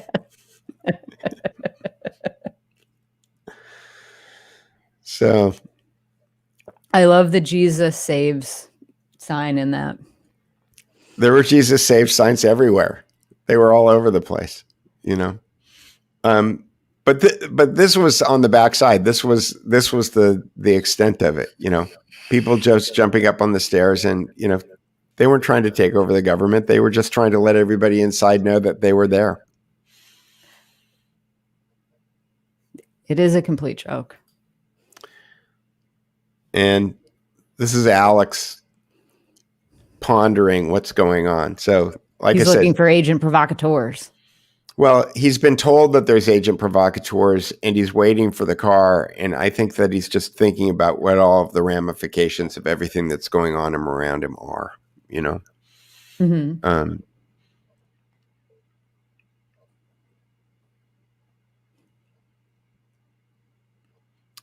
And then this is walking to get to the car to get out.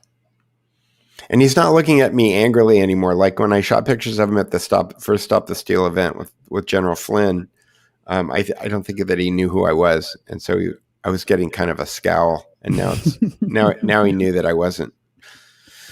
So. And Dave, we use StreamYard, and we can push out on multiple platforms simultaneously on StreamYard. Oh.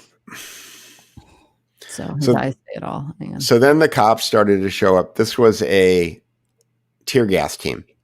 All right. So that's all fun. Of these guys were the tear gas. These guys brought the tear gas projectors, and the reason that I know that is because they parked a few minutes after I took this picture, and I caught up to them, and I watched them walk in with all of their gear. And here they're this is not the same officers, but these people are coordinating with the other people, and they're getting ready to go shoot tear gas. And this is the side of the Capitol. So this is the side, the left side if you're looking at the front of the Capitol, and the right side if you're looking at the back of the Capitol. And these are people getting up onto the balconies and the porches of whatever those offices are there. Yeah, they evacuated those office buildings, I think, before the Senate chamber was breached, or the House chamber. I'm not even sure which chamber they got into. Right. Well, there's no breaching going on here. There's just people. Right. But that's what you're saying is that's one of the office buildings. Right. It's not the actual. No, this is the Capitol. Okay. Because the office buildings are across the street. Yeah. No, this is the Capitol. I'm just on the side of the Capitol. Gotcha. And then I don't know. This is the front of the Capitol. You can see the columns on the left there, but this is the left side of the inauguration bleachers. Which it blows my mind that they've set up inauguration bleachers this far in advance. They were set up when we were there weeks ago. It's wild. You're going to leave them out in the snow and the rain? Is it you can't? I don't know. They're just like aluminum bleachers. I guess, but what's the rush? Like you think government moves so slowly when it does everything else, but they're like, oh, we're throwing a party to celebrate ourselves, and so let's get set up for that months in advance. Well, what's interesting is I think somebody brought this flag. Yeah. Well, it looks like your pictures from the LA rally. It looked like somebody had a flag that was that big and they were walking down the street with it. Right.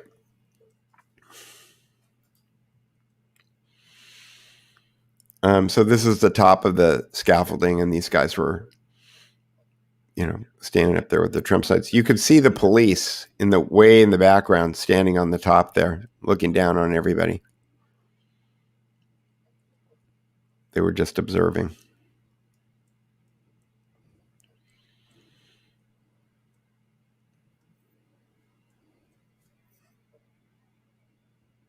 This is the violent people with their violent signs. Yes.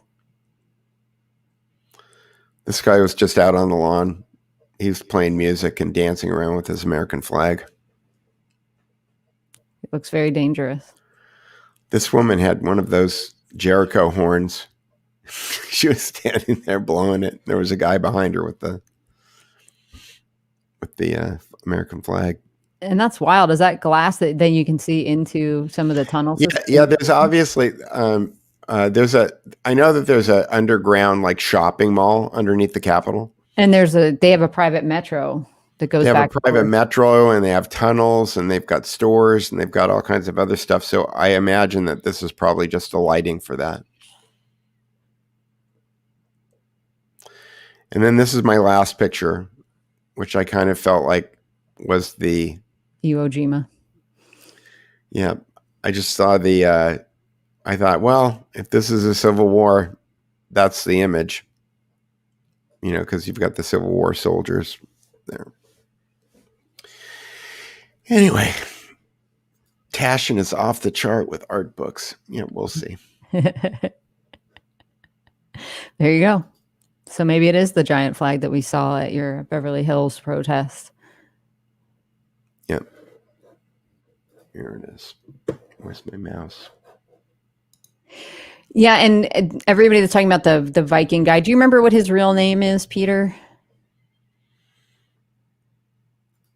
But Jordan. The reason I bring him up is because Jason Rink, who's coming on with us sometime in the very near future, has been doing the Stop the Steal documentary.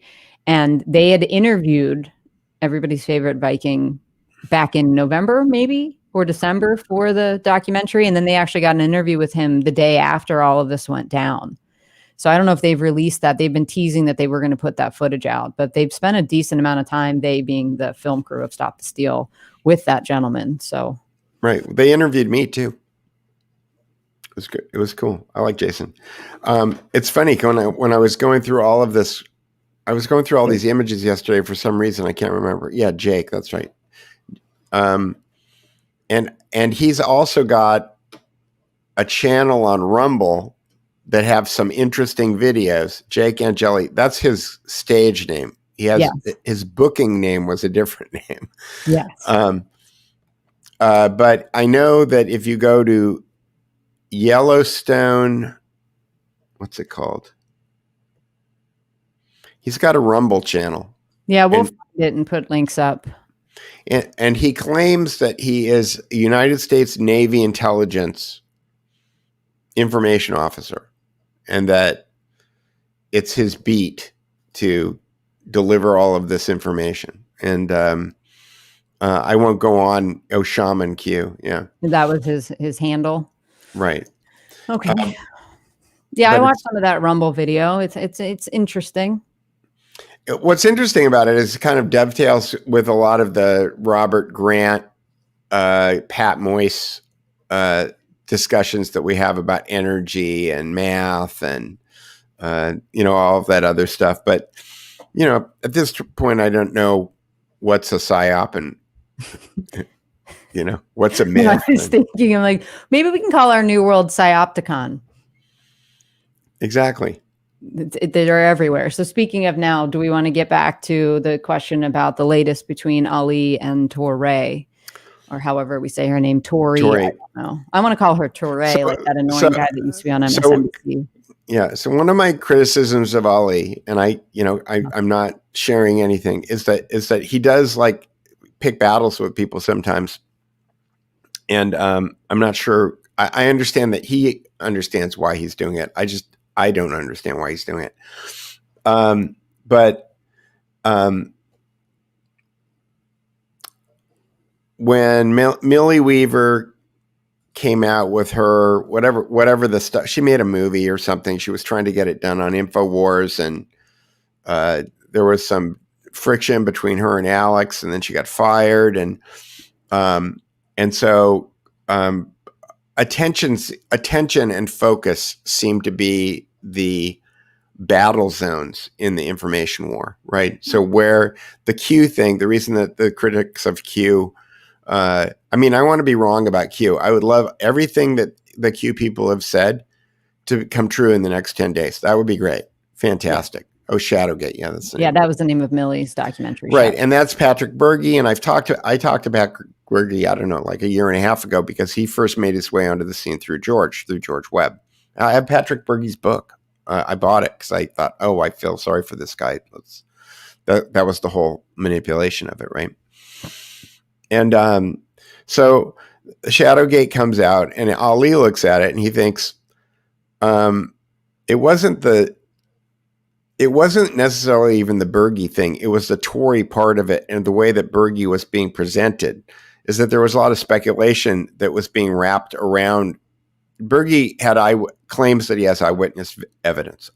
And the premise of Shadowgate was that a bunch of ex-military guys, did they include McChrystal in that one? I can't remember. General Jim Jones, right? So these guys have gone off into the private sector, and they're exploiting different. They're creating almost what the left accused Russia of creating. It's social media warfare, and the fact is that it does exist. I've been to Arlington to the offices of companies that do this. Nobody's got a monopoly on it. There are literally dozens of consulting firms in Washington, D.C. area that specializes in running botnets and trying to influence the marketplace. Some of them are more sophisticated than others. It sounds like the one that Berge worked on was quite sophisticated.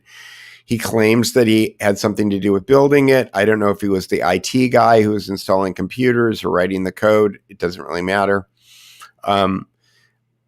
He had a certain amount of personal eyewitness evidence, so he's putting his ass on the line about how it's being used. He's naming names, and if it's not true, he's setting himself up for a tremendous amount of personal liability. So you always have to assume that people who are willing to do that, you have to give them some, credibility. They're either honest or crazy. Right. But Tori also had her own narrative that was largely unsubstantiated, and Ali used that as a vector to go after her. And I think that what he said was accurate. It wasn't necessarily nice. And it was mostly to do with her resume, right? She was claiming a whole bunch of service. Yeah. That he was saying she hadn't done that. She was claiming, I can't remember what branch of the military she said she had been in, and kind of debunked that and got service records, and, I was honorably discharged or whatever. And he just kind of blew that up. And I think my take on his motivation was just like, look, these guys are frauds. Somebody in this is being fraudulent, and then it's just going to dirty the good information that's coming out in this, if there is any to be had. Like, to your point, we know that these botnets exist. Right. So they could create something like a Black Lives Matter and Antifa could be completely created online. If you don't believe us, go watch the movie Hacker Wars, where they tell you about Anonymous and where that came from and how that was basically leveraged by the feds. And you walk away being like, oh, that was all fake. Like they totally created this whole community. Right. And people got involved. It's like the same people that followed others into the Capitol building are the same type of people that will just find an online community and latch onto it. And then they can actually wield that energy. I mean, it's gone now. But Barrett Brown, in one of his drug-fueled late night Twitters about probably like a year ago, highly entertaining. And a lot of times I was on these Twitter streams with Barrett, and I was the only person watching him. Like, you know, and Barrett Brown was the journalist that kind of documented the rise of Anonymous, but he was on the back end working with the founders, quote unquote. Right. Well, he claimed in this video stream that I saw, and you know, if he wants to disabuse me of this, you know, this is how I'm remembering it. Right, but, and you're welcome to come on whenever you want, Barrett. We'd love to talk to you. And that Anonymous was actually just him and one other person. When he said that it was a hacker collective, and basically they had gotten this, and it's probably the reason that he spent time in jail, is that he had gotten this information, and that they needed to be able to cover for how they had gotten it, and they had and that we're going to disseminate it. So they created this imaginary group of hackers, and they made this video that said that they had this imaginary group of hackers. And then after they released the video, then there were a bunch of people who wanted to join Anonymous. You know, it might have been Jeremy Hammond, who was who's still in jail. So I think it might have been Barrett and Jeremy Hammond. They were the two guys. And it's a really good movie, and you'll love it because young Tim Pool's in there too. Yeah, and Weave is in there. If people know who Weave is, yeah. I think it when I watched it, it was on Amazon Prime. It's a good movie. I've seen it twice. Yeah, it's really good. But you'll walk away being like, "Oh my God, is anything real?" Because Anonymous then breeds Occupy Wall Street. So then you start thinking, was that whole thing just created to kind of capture that energy and then tell them to stay put in a place? Like, I kept going to their events and being like, so what are you guys going to do? You're just going to camp? Like, there's no real political action that's happening. It just seems like we decided that we're going to glamp for a while, and it wasn't even glamping. They were filthy. One more time, the name of the movie is Hacker Wars. So back to... And it's really good. Yeah, and getting back to whatever his name is, Ali. So basically, Ali sometimes he's like a dog on a bone, and he went after Tory, and then Tory did what everybody who always goes after Ali does, and there's probably a pretty good way for Ali to disabuse himself of this. But when Ali was a kid, he was with a friend who went into a store and bought something with a stolen credit card, and Ali got wrapped up in the thing and got charged. And I don't think that Ali knew that was going on. I don't think that it had anything to do with him, but his mother's an attorney, and he decided that he was going to plead out so that he didn't have to go to jail. So he does have a felony conviction from when he was a kid. When I say kid, I think he was 20. And he's got a really unattractive mugshot. And instead of doing the Mike Lindell thing where he just owns it and talks about how he made a mistake when he was a kid and he's better now, he kind of pushes it aside. And a lot of times it comes back and it bites him in the ass, like when he runs into somebody like Tory, who, and frankly, Ali doesn't care. You know, he doesn't care that people know that.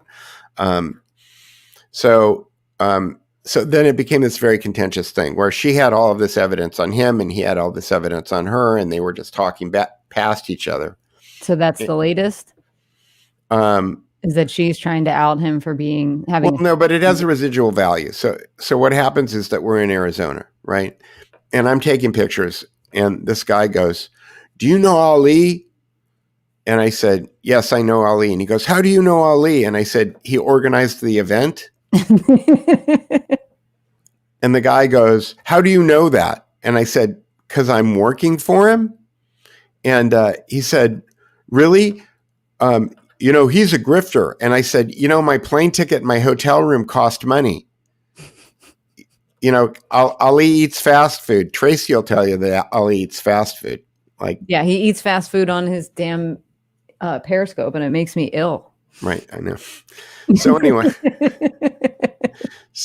so I said, look, if you've got a problem with Ali, why don't you just talk to him? And he said, what? And I said, I'll just get him over here.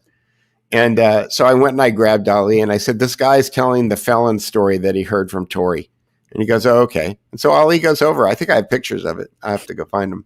But Ali goes up and starts talking to the guy and says, look, I made a mistake when I was a kid. That's what I was doing. Was he really selling his mugshot on T-shirts? It sounds like something Ali would do. Yeah, why not? Yeah. He should give them to me and I'll put him in Photoshop and make him look like the Joe Rogan. The Joe Rogan thing, yeah.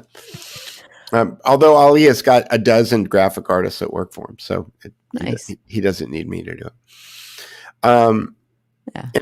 Anyway, so that's what's going on. He made a mistake, and he doesn't own it like Mike Lindell does. Mike Lindell's entire thing is owning the mistakes of his past.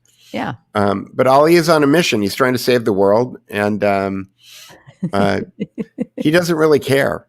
Right. And he's very open about his Christianity, and there's a lot of redemption. Right. That's a thing, forgiving people. Indeed. All right. So the last question that we haven't gotten to yet is what happens next? What becomes of the Republican Party?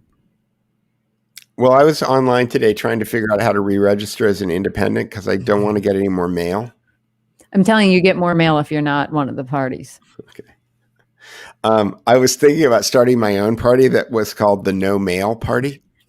And if you join that party, you're guaranteed that they will not ever put you on any mailing list. I immediately thought, well, what if we spelled it M-A-L-E? And then you could get a whole bunch of the pink pussy hat wearing ladies on your side. And you're just like, I'm the guy that runs it, but no other men are allowed and we won't send you any mail. Yeah, it's funny. So I have other pictures that we're going to talk to Pat about in another episode, because Pat and I, the day before when I walked the 20,000 steps, Pat and I stopped at the agriculture building for the Department of Agriculture, which is where the Environmental Protection Agency is, in the agriculture building, I believe. And there's a lot of really weird, esoteric sculptures on that building that don't map to Christianity at all. In fact, I'm not even sure that they map to anything that most Americans know about. And I took some pretty good pictures of those things, and we're going to go over all of that stuff. But Pat wanted to run back and do research. So I want to do research too. Like I just keep ordering books. I can't stop. And so I got this I'm really liking. It's called Signs and Symbols Source Book. So you see the little tab there. That's the Baphomet page. Yeah. Yeah. So and I found, so Jake, he had a bunch of different tattoos. He had that. It looked like over his heart. Right. And people were saying that that's a Nazi tattoo or white nationalist tattoo. And I was thinking, it's probably older than white nationalism. Yeah, no, according to this, that's called the Valknot, V-A-L-K-N-U-T. Yeah. And so it says the Valknot consists of 3 interlocking triangles and has some similarity to a triqueta or a trescale, whatever the heck those are. I haven't gotten to the T's yet. It's a Viking origin and is seen on a rune stones and in carvings and is connected with the god Odin. The name means roughly the knot of death or the knot of the slain. The knot is likely to have been a protective device, a quality shared by other knot symbols, and it carried a promise that Odin would protect the spirit of the warrior who died in his name, and a reassurance that the warrior would soon be reincarnated. So it's almost like a protective amulet that he's got, and he's got it right over his heart. And if you watch the video that Peter's talking about on his Rumble, like, he's not just getting dumb tattoos because he walked into a tattoo parlor and was like, I like that design. Like, he knows enough that he's getting symbols that he knows what they mean. Yeah, and it's interesting when I was watching those Rumble videos with him, and I never knew who he was before any of this stuff started to happen. And my understanding is you didn't know it was him when you watched the Rumble video, right? I didn't. You figured it out. Like, it was Pat that said to you, like, "Hey, wait a minute, that guy's got the same tattoos as the Viking." I Wait a tweeted. minute. I tweeted it out. Yeah. I still not knowing that it was the same guy. I thought, oh, these guys are in a club and they have matching tattoos. Because what's his name? Marcus Luttrell and his twin brother have matching tattoos. Like they have the same tattoos that are flipped. I think when the two of them stand together, they have an American eagle or something whose wings go okay. across. So it's like the best friends necklaces that Right. girls wear, where it's the broken heart, and yeah. Right. So, and he claimed to be a soldier. And here's the other thing too. And tell me. No, it's definitely not the pedophile sign. It's totally that knot that I just showed you, the Vok knot. I'll show it to you again, and then you go look at the pictures of him. The 3 triangles right in the middle of the page here. Oops, that way. That's what's on. That's what's over Jake's heart. That's not the pedo triangle. Is one little triangle inside a bigger triangle. And if you study the symbols, that's the blade. The rudimentary phallic symbol that stands for man is the upward facing triangle. Yep, Tracy and I are figuring this stuff out. Trying to, but once you learn these things, it kind of lets you navigate a little bit better. So here's the other thing that I noticed about this Jake guy when he's talking, because he claims to be Navy intelligence. And when he's doing his projection script, which that video that I sent, he's basically doing, he's telling everybody what's going to happen, right? And he's talking about free energy and anti-gravity and how there's a good part of the Pentagon and a bad part of the Pentagon, and he's working for the good Pentagon. And these are all the things I want to believe.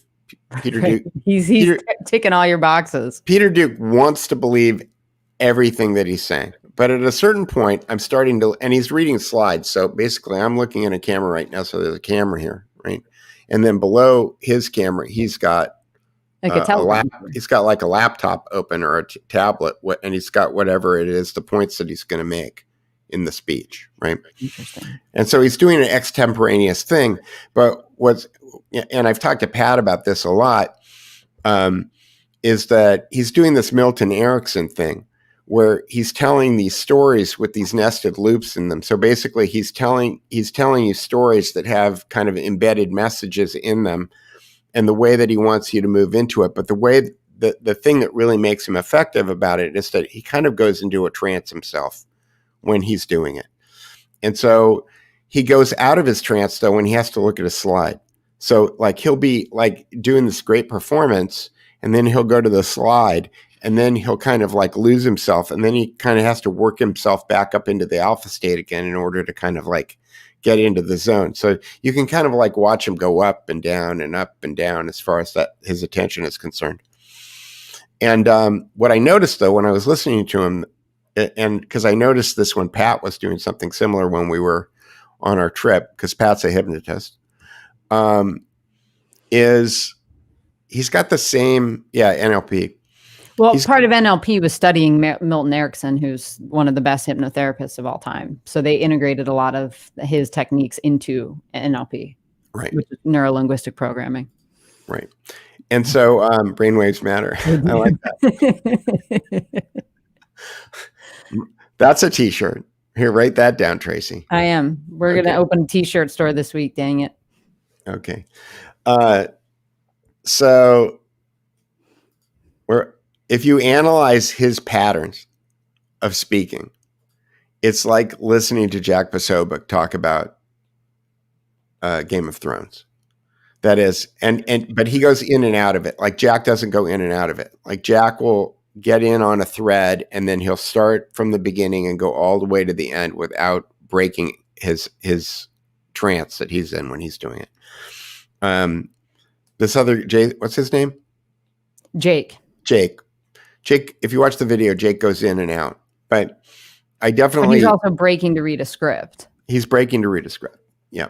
And Jack is going off the top of his head extemporaneously. So compare the trance state of Jake when he's making his presentation with any good Jack Posobiec Periscope where he's talking about something that he knows about, or he's talking about Game of Thrones, or he's talking about Star Wars, then the presentation style of the way that he's speaking is very similar to Jake's.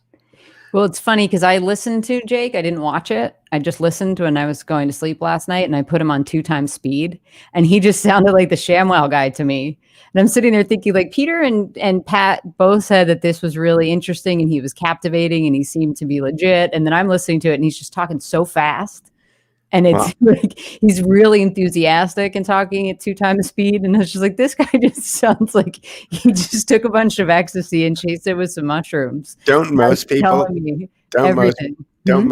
who talk at double speed, they sound like they're not necessarily. I mean, I listen to Scott Adams a lot at double speed because when he's doing his periscopes, it's not as painfully slow as I'm talking now, but he's thinking about every word before it comes out of his mouth. But if you listen to imagine listening to Ben Shapiro at 2 times speed. Starts sounding like the Micro Machine guy.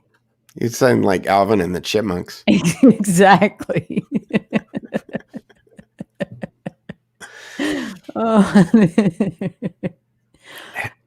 How is mind control possible? Well, there are these things called words. So the way hypnotists work is that they get an idea in their head, which starts with a big idea, and then they compress it into a smaller idea, and then it comes out of their mouth into this thing called a microphone, and then it goes into your ears, and it creates pictures in your head. Okay? And if you're really good with these word things and you can create the right pictures in somebody's head, then you can get them to believe things that you want them to believe. Sometimes they're true. That's how it works. And the other thing you can do too is drive people into a fear state, which is what anybody that's walking around outside by themselves or driving in a car by themselves wearing a mask right now has been driven into a fear state. And so when you do that, you're going into what Daniel Kahneman called type 1. I think it was type 1 and type 2 thinking. That's his book, Thinking Fast and Slow. And in type 1, you're just basically reacting. You're not processing the information and kind of sorting through it and thinking through it. You're just reaction, reptile brain kind of stuff. And that's a really easy way then to control people because you show up and you say, here's a guy in a white lab coat that we're going to call doctor, or the science guy, Bill Nye. And you should listen to him because he's got the answer. And you're just so terrified. You're like, okay, whatever you guys say. And I will parrot whatever you say, and I will yell it at people that aren't wearing masks because they scare the hell out of me. But my white lab coat says that I know what I'm talking about. Right. Yes. And it's all stagecraft. So apparently Corky thinks we're both spot on. Thank you, Corky. So anyway. And yes, Scott Adams is a trained hypnotist. Scott Adams is a trained hypnotist. And when you start to understand that a lot of hypnosis is just really putting sentences together in the right way, then you realize that it's all around you, and it's hard to tell whether or not the person is just having a conversation with you. I mean, a normal person a mother who's trying to convince her kid to get out of bed early or get to school on time or something, that's not much different than a hypnotist, but a hypnotist will understand how to frame that argument in a way that it'll work, and the mom may not. But, that's the difference between the way that one person uses words and another person uses words. We take this for granted. Yeah, and it's not just hypnotists that can do this. I told you, Peter, so I'll tell everybody here that's not following my week-long threads up on the realityos.com. But I watched the other day a really interesting interview between Jordan Peterson and Michaela Peterson, and they had on this gentleman named Chris Voss, who wrote a book that I highly recommend called Never Split the Difference. And Voss was one of the FBI's hostage negotiators. And so his book, Never Split the Difference, it teaches you, he shares what he learned over the course of time negotiating for people's lives. And so you could be framed as like, oh, he's using these hypnotic techniques. He doesn't frame it as hypnotism, but he teaches you how to negotiate. And it's a great book because every chapter tells the story of a kidnapping So you get really bought into it, and then he teaches you the techniques that he invoked to get the kidnapper to release the person that they had taken.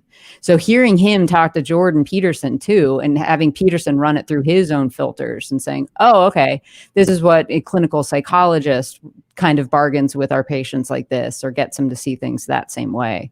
So I would recommend that. I'll try to remember to link to that video in this video at this time.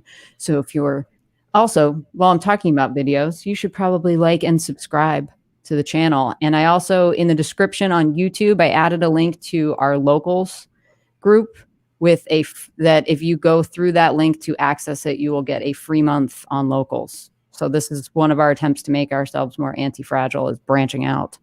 And is that where we're going to put the pictures? Yeah, we can do that. We can put a couple on the site. And if people want to see more of them, we'll put them in the premium section over on locals. That's where our associate producers hang out.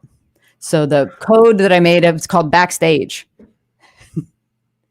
Backstage? Yeah, that's the special. That's our promo code to get onto our locals. But the link in the description on YouTube, which should be down below me when you're watching this, goes right to that promo code. It'll take you to locals via the code. So let's see. She says, I just need to get my kid to hang up her towel. Okay. I'm trying to run through. I'm like, how would Chris Voss get her to do that? Well, yeah. Or I need to hear what the argument is for not hanging up the towel. I'd like to say, can you please hang up your towel? No. Okay. Maybe what we should do is we should talk to Pat about this induction that I watched him do. That worked really well. Yeah. The title of that book, Corky, is Never Split the Difference. And I listened to it, and I also read the hard copy, but it was one of the best audiobooks, just because it's a thrilling story to kind of sit back and just listen to. It feels more like a podcast than a book. Did you listen to that at double speed? 1.5 normally. Yeah. Well, I almost made it all the way through Amusing Ourselves to Death today, listening to that at 2.3. And I'm like, we got to do a whole episode on this book. Yeah. The name on locals, it's therealityos.locals.com. Yep. Carrie looked at our syllabus and she bought the first 4 books on it. So Amusing Ourselves to Death, The True Believer. If you go on the first page, it shows up randomly. I've got the must reads that are always like True Believer. I think it's Trust Me, I'm Lying. Yeah, if you go to my link tree, that I have that original syllabus that I wrote. Gotcha. And yes, we are still both on Twitter, and I'm doing way more on Gab now. And I think Peter has a Gab account. He just hasn't. Yeah, I was trying to get it. Trying to get in there, but you can't get on there. So yeah. Got the same handle over at Gab. And as long as they were banning everybody on Twitter, I just posted all of the photographs of everybody. Who did I remember that it was Daniel Bostic. Yeah, but Daniel Bostic didn't get banned. Hypnotism suggests target does things against their will, being persuasive. Look, if you're buying Marlboros instead of Salem's, you're doing something against your will. It's like... See, hypnotism isn't doing stuff against your will. It won't work. You can't get somebody to do something they wouldn't normally do. So I've heard people talk about, well, people get up on stage and do crazy stuff. And it's like the people that would volunteer to go up on stage are already people that don't have much worry about being publicly shamed. So they're not getting them to do anything they wouldn't do. Yep. So hang on. Locals, but I don't want to hang out with anyone in my town. Yeah, no, it's our own little virtual town. Just don't wreck the joint. We'll put up some graffiti, but it has to be approved by the art department first. Yeah, or by Dave Rubin. Isn't Dave Rubin one of the partners at Locals? Yeah, Dave Rubin built the platform. Yeah. Yeah. So that's great that you started The True Believer. Yeah, that'll mess you up, that book. It messed me up. The True Believer is the best place to start. Mm-hmm. The thing that messed me up about The True Believer more than anything else is it was written before I was born. And I thought, why did it take me so long to read this book? How come nobody ever told me to read this book in 8th grade? Yeah. Marketing is a psyop. Yeah, but that was to say that we should do a whole episode on amusing ourselves to death. Okay. By Neil Postman. Yep. He was way ahead. Look at that. Now you have a whole bunch of friends. And we're all producing this show together. Unfortunately, Indeed. I have to take a shower and straighten my hair to do it. You guys can be in your jammies. Right. But when you don't want to take a shower and straighten your hair, then there's always stereo. And Tracy and I we've done 2 episodes on stereo so far. Yeah. And Merkley, who's watching us and asked a hypnotism question, and I did a stereo the other day. And then I noticed, because the stereo app is constantly telling me who my friends are who are doing stereo things, Merkley has been talking to dozens of random people on It's stereo. an interesting place over there. Yeah. I mean, it's like just being dumped into the world's biggest cocktail party. Yeah, and what's amazing when I listen to Merkley, because Merkley's a pretty smart guy. He's got a pretty high IQ, and he's incredibly patient, because the way that stereo works is it throws you into a conversation with somebody that you don't know, and they may or may not have any education at all. And Merkley asks them questions, and then they come up with some pretty interesting worldview responses. And in a situation where most people would just like say, see you later, goodbye, like Merkley just keeps the conversation going. And and I laud him for that. I don't have that much patience. Yeah, that's my worry about it, because I would just get stuck there all day talking to people because I think it's interesting. And you're talking to a cartoon avatar of them, and a lot of people have put all kinds of wacky stuff like piercings in their faces, and they're wearing, clown noses and crowns, and so it's very hard to take them seriously, but they are trying to have serious conversations.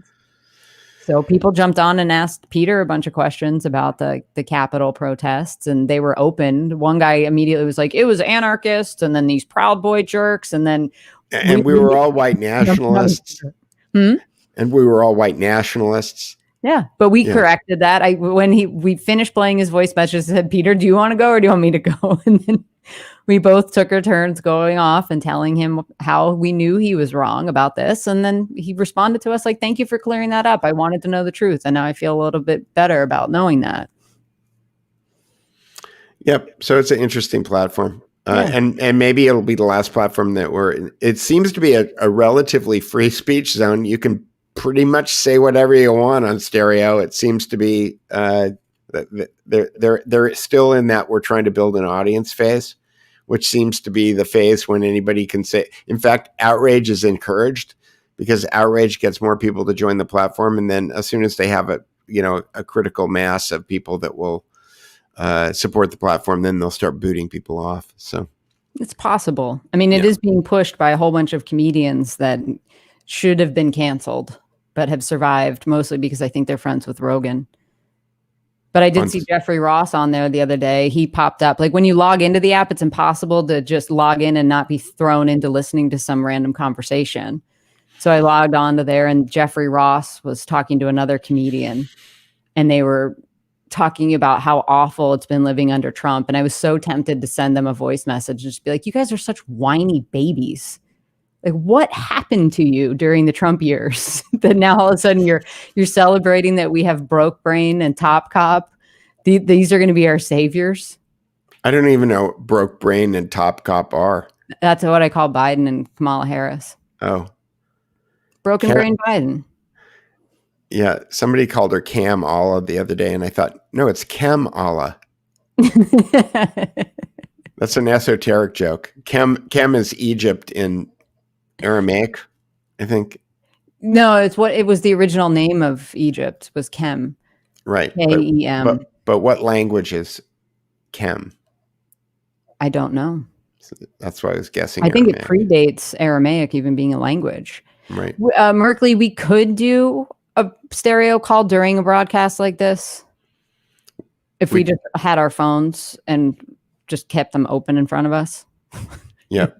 I think there's a way to do it with actual producers involved, because I've seen other podcasters doing it. We just don't have that kind of technology yet. Yeah. Tracy and I are winging it. The sort of Damocles hanging over the heads of the sleeping right. Yes. Yeah. So I guess we could commit it to Allah, language. Oh, That makes Kemetic. sense. Yeah. Well, that does make sense. Right. And it was alchemy comes No, from. no, no. It's Al Kamala. But so real quick to close this out, what do you think happens with the Republican Party at this point? Do you think there's a third party that splits off? Well, Ali wants to take over the Republicans from inside the Republicans.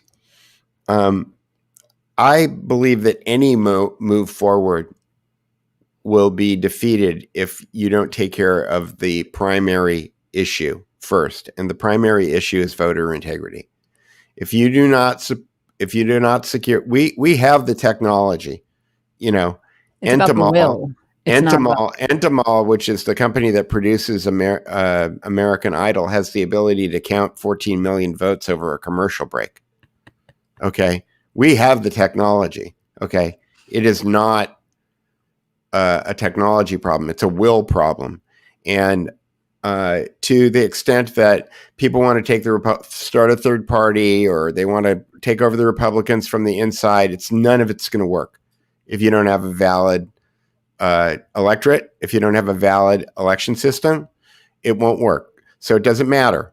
So if you want to put your energy into anything, it's got to be voter integrity. And if you don't get the voter integrity, don't show up. It doesn't matter. It doesn't matter. Tax strike. Well, and I told you the other day that I posted up on all the platforms that still let me talk, which is all of them at this point. The left really liked that phrase affirmative consent. They were pushing it in the context of romantic relationships and that kind of framing. But I said, why can't we reframe this as affirmative? I'm now on board with affirmative consent, and I am withdrawing my consent to being governed by these people. Right. You take their playbook and use it against them. Right. And I think that's an argument that could appeal to the honest left-wingers that were the anti-Russiagate hysteria crowd that were marginalized then by their own side. What if we created our own election system and then tried to decertify their election system? Well, that's kind of parallel institutions. They're coming. Some of them already exist. Right. Because there is a company in Boston called Votes, VOATZ, and Votes has developed a biometric blockchain voting system, which means that the vote is secured to your identity using biometrics, using your thumbprint or a retinal scan or something like that, and then you can. I'm sorry, I'm just laughing because maybe American Idol did have vote fraud too. There was probably like call centers in India that were put on. Yeah, that's right. Basically, when you're clicking it, nothing happened. All those numbers were completely ginned up because there was no audit. Yes, you're probably, Tracy's laughing because that's probably that's a really good way to do it. It's like the arcade game money laundry, right? It's like, you're just like, let me go on Fiverr. Drop a couple grand. $50 million worth of transactions went through Galaga today. It's like, so you're probably right. I love this crowd. I love these comments. But Votes has this biometric blockchain thing, which would allow you to cast a secret ballot, be validated as a voter, and then actually be able to double check using a website that your vote was counted.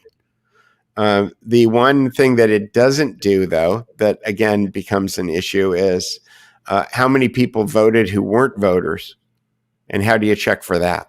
Right. Right. The vote is a sacred thing. It's like Yeah, that's what I'm saying. I did not consent to this. Yeah, we didn't consent. And I don't want to play anymore. So I don't care if you're gonna go play the Republican game. Then you're gonna get the vote. It doesn't matter if you win the election. They're just gonna steal it. Okay. Right. Okay. I don't care. You're going to start a third party. You want to take over the Republicans. Do whatever you want. But if you don't have voter integrity, it's done. Well, I do think that you can. I think that you can run those in parallel, right? So Richard Barris and Robert Barnes and Richard Barris have announced that they're going to start an organization that's a nonprofit that's going to do polling, put together a lawyer team that can actually help draft legislation and stuff like that to hand to these people that when they get into office, but also go after election integrity. And so Richard Barris he's the People's Pundit, and he's been running a polling firm for years. And he said he got very involved in Florida and cleaning up their election systems down there. And said, you can look at Florida from this time around and see that they had all their votes in the same damn day. There was no problem whatsoever. And if you'll remember, the Stop the Steal started in 2018. Right. There were shenanigans down in Broward County. Ollie ran that. Yeah. But that election judge got thrown out. So Richard's like, we know how to do this. It's just, to your point, Peter, finding the will to do it. And people need to stop giving money to the Republican Party and start giving money to these offshoots. So then Ali can work on, there's a handful of people that could go work on finding candidates and training them up as far as how to deal with media and all that kind of stuff and presentation. Then you've got the voter integrity side of it to go along with it. But I think you can't go start a third party at all. It just doesn't work. There's no hope. They will box you out like crazy. Go ask Kanye West. Look, we got into this mess because of a third party. J.P. Morgan gave Teddy Roosevelt, I think, $7 million, which in 1911 was a ton of money to start the bull. It's like giving him $1 billion to start the Bull Moose Party because they needed to knock the incumbent William Howard Taft out of office, and they needed to get Woodrow Wilson in there. So they get their Fed. They blew a bunch of smoke up Teddy Roosevelt's ass. Said, Teddy, you're going to save the country. They knew that if they got Teddy in there, that he'd go with the Federal Reserve too. Probably. I don't know. Maybe. I don't know. I think that's what I've read about it. It was kind of, we can run 3 people and we've got 2 out of 3. So we'll take those odds. Right. But I mean, I'm a registered libertarian and I would love that party to get their act together because they did fight for, and after they were established, I think in 1972. And they just got ballot access in all 50 states this past cycle. So it took them that long to beat the 2-party system because they don't want anybody else playing in their sandbox. So the only way to then compete is to take over the Republican Party. So right. I'm hoping people that are going to be on the candidate recruitment side will actually join hands with some of the libertarian guys that are sick of how ineffectual their party is. And they're really good communicators over there. And they get welcomed into places that conservatives and Republicans don't. I don't think the left media or anything like that knows how to handle them. They think everybody they're going to go up against is Gary Johnson that doesn't know what Aleppo is. They're not prepared to talk to someone like Tom Woods, or even Dave Smith is one of the most effective communicators of libertarian ideas, and he's a stand-up comedian. Right. Well, isn't the president of Ukraine a stand-up comedian? Yep. And isn't your guy Dillon going to run for office? I'm trying to get Tim Dillon to run for office. Everybody that's in here should follow him because he'll make you laugh your butt off. I think it was the same day as the Velvet Rope Revolution. Tim, maybe it had to have been the next day because he must have gotten a Viking helmet overnighted to him, but he put out a video, like exclusive interview with He's laying in bed, right? Yeah, and Tim's a rather large gentleman, so he's just got his face painted red, white, and blue, and he's got the Viking hat on. He's laying in bed, just talking about, what he was really trying to accomplish that day. But he also gets it. He thinks the system is totally corrupt. He's railed against Newsom and de Blasio and everybody on the left and their ridiculous lockdowns. So when I hear people talking about the stuff that happened today and what it does, it's like, that's not the only factor at play here, guys. We've got the lockdowns are still in place. And like California, Peter, you're locked down forever. You have no idea when you're getting out. No. They're destroying every small business in California. It's Dillon, Tim Dillon. Yeah, my daughter, used to be a shop girl at a local music store where they gave music lessons. That place has been closed for almost a year. Well, and think about it. They're prioritizing a vote tomorrow to impeach Trump because God forbid he's there for another week. They're not saying, hey, well, Biden said he's going to green light the $2,000 a month checks to everybody. So they're not trying to get that done so that the day he takes office, after he takes his hand off the Bible, if it doesn't burn, he will walk into If the it is a Oval Bible. and sign it. Oh, he's going to bring his own Bible with him. It's going to be some whole phony story about this was Bo's Bible. That's right. Will Hunter sit on the dais where Trump would have been? Yeah. Mumbling about Deimos under his breath. I am Deimos. If you guys haven't seen our I Am Deimos episode, go check it out on YouTube. It's called Is Hunter Biden Dabbling in the Occult? Right. Anyway. All right. Is that it? I think so. Unless anybody has any more questions. And thank everybody for your hard work and participation today. I think we did a really good show together. I do too. And I'll try to get more pictures done and we'll put them up on the website. Yeah, and if you've got t-shirt ideas, hit us up. Go join us on the locals. So it's therealityos.locals.com. Yep. If you can't remember any of these things, if you go to therealityos.com, I've got all the links on the front page of the site. And Tracy and I both have link trees with our names. Yes. And then you can find links to everything because we try to be ubiquitous. I mean, if one thing this week has taught anybody, it's like you need to be able to have multiple ways to get in touch with someone because there's no guarantee that any channel that you've got is going to work. Exactly.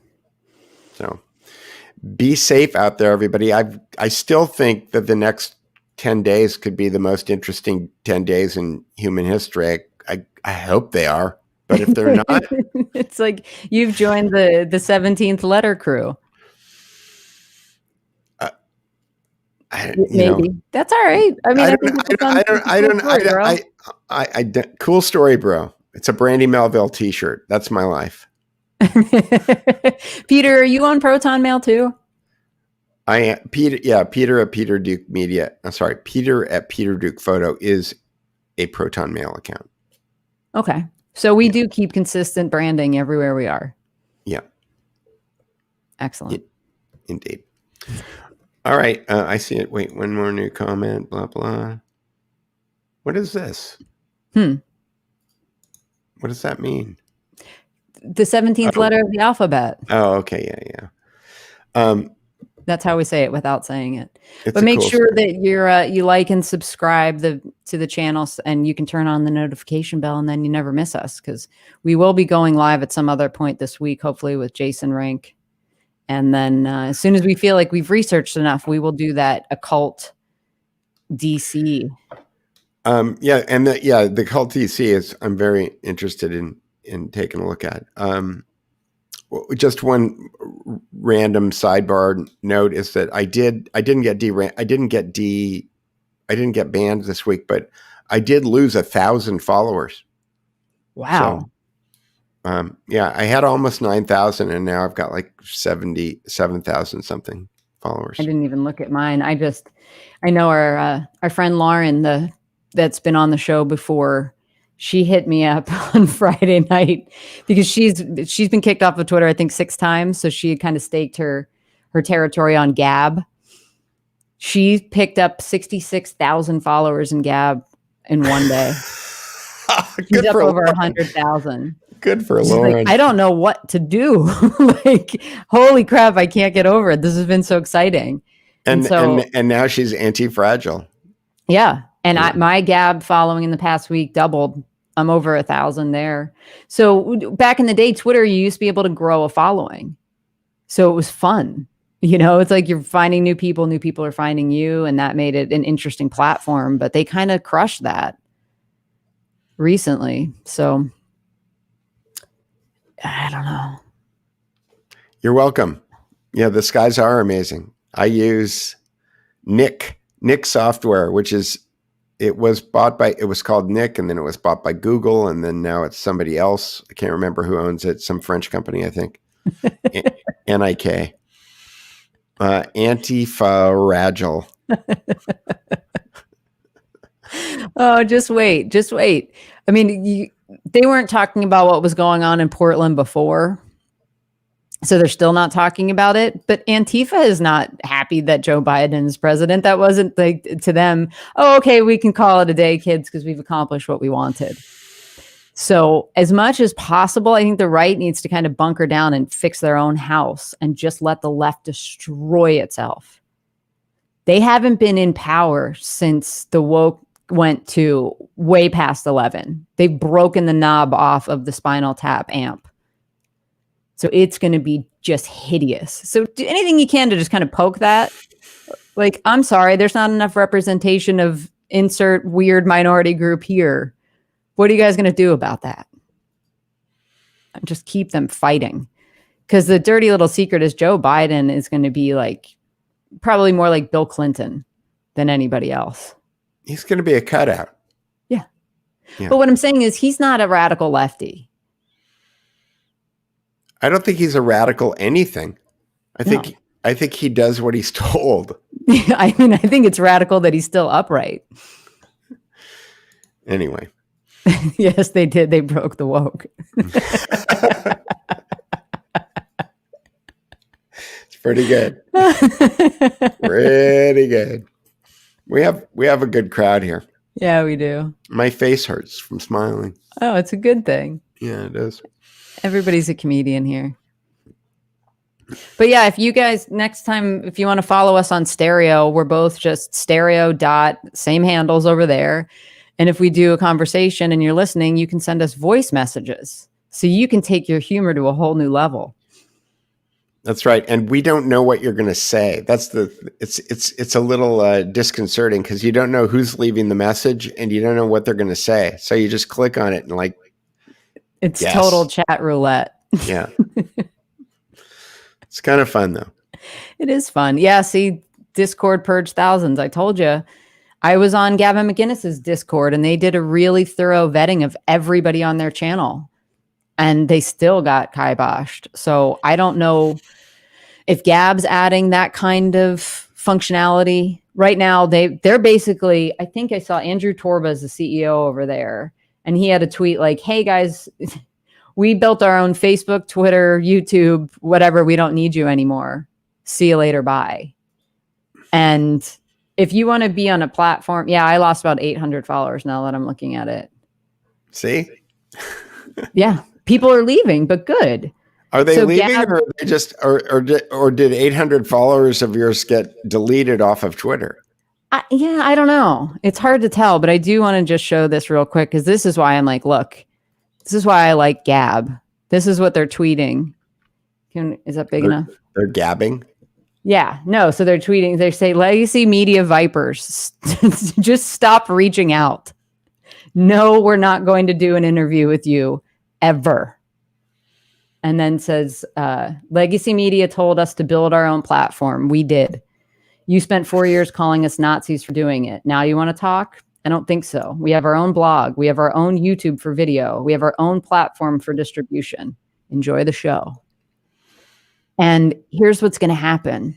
The left, who agonized over Trump's every tweet, is going to realize in 2, 3, maybe a week. I'm not sure how long it's going to take to set in. They're going to realize that their lives are now empty. Right. There was one guy who basically would respond tweet to everything that Donald Trump ever tweeted ever. And he said, I feel like my life has no purpose. No, that's what I tweeted that the other day. I'm like, okay. The blue checks are going to be the ones hardest hit.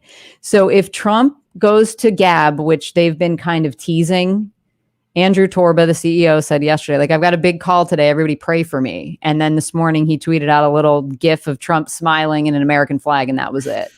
And so we're thinking with Parler, and I don't know who thought it was a good idea at Parler to have their servers hosted by Bezos. Like, how do you make that mistake?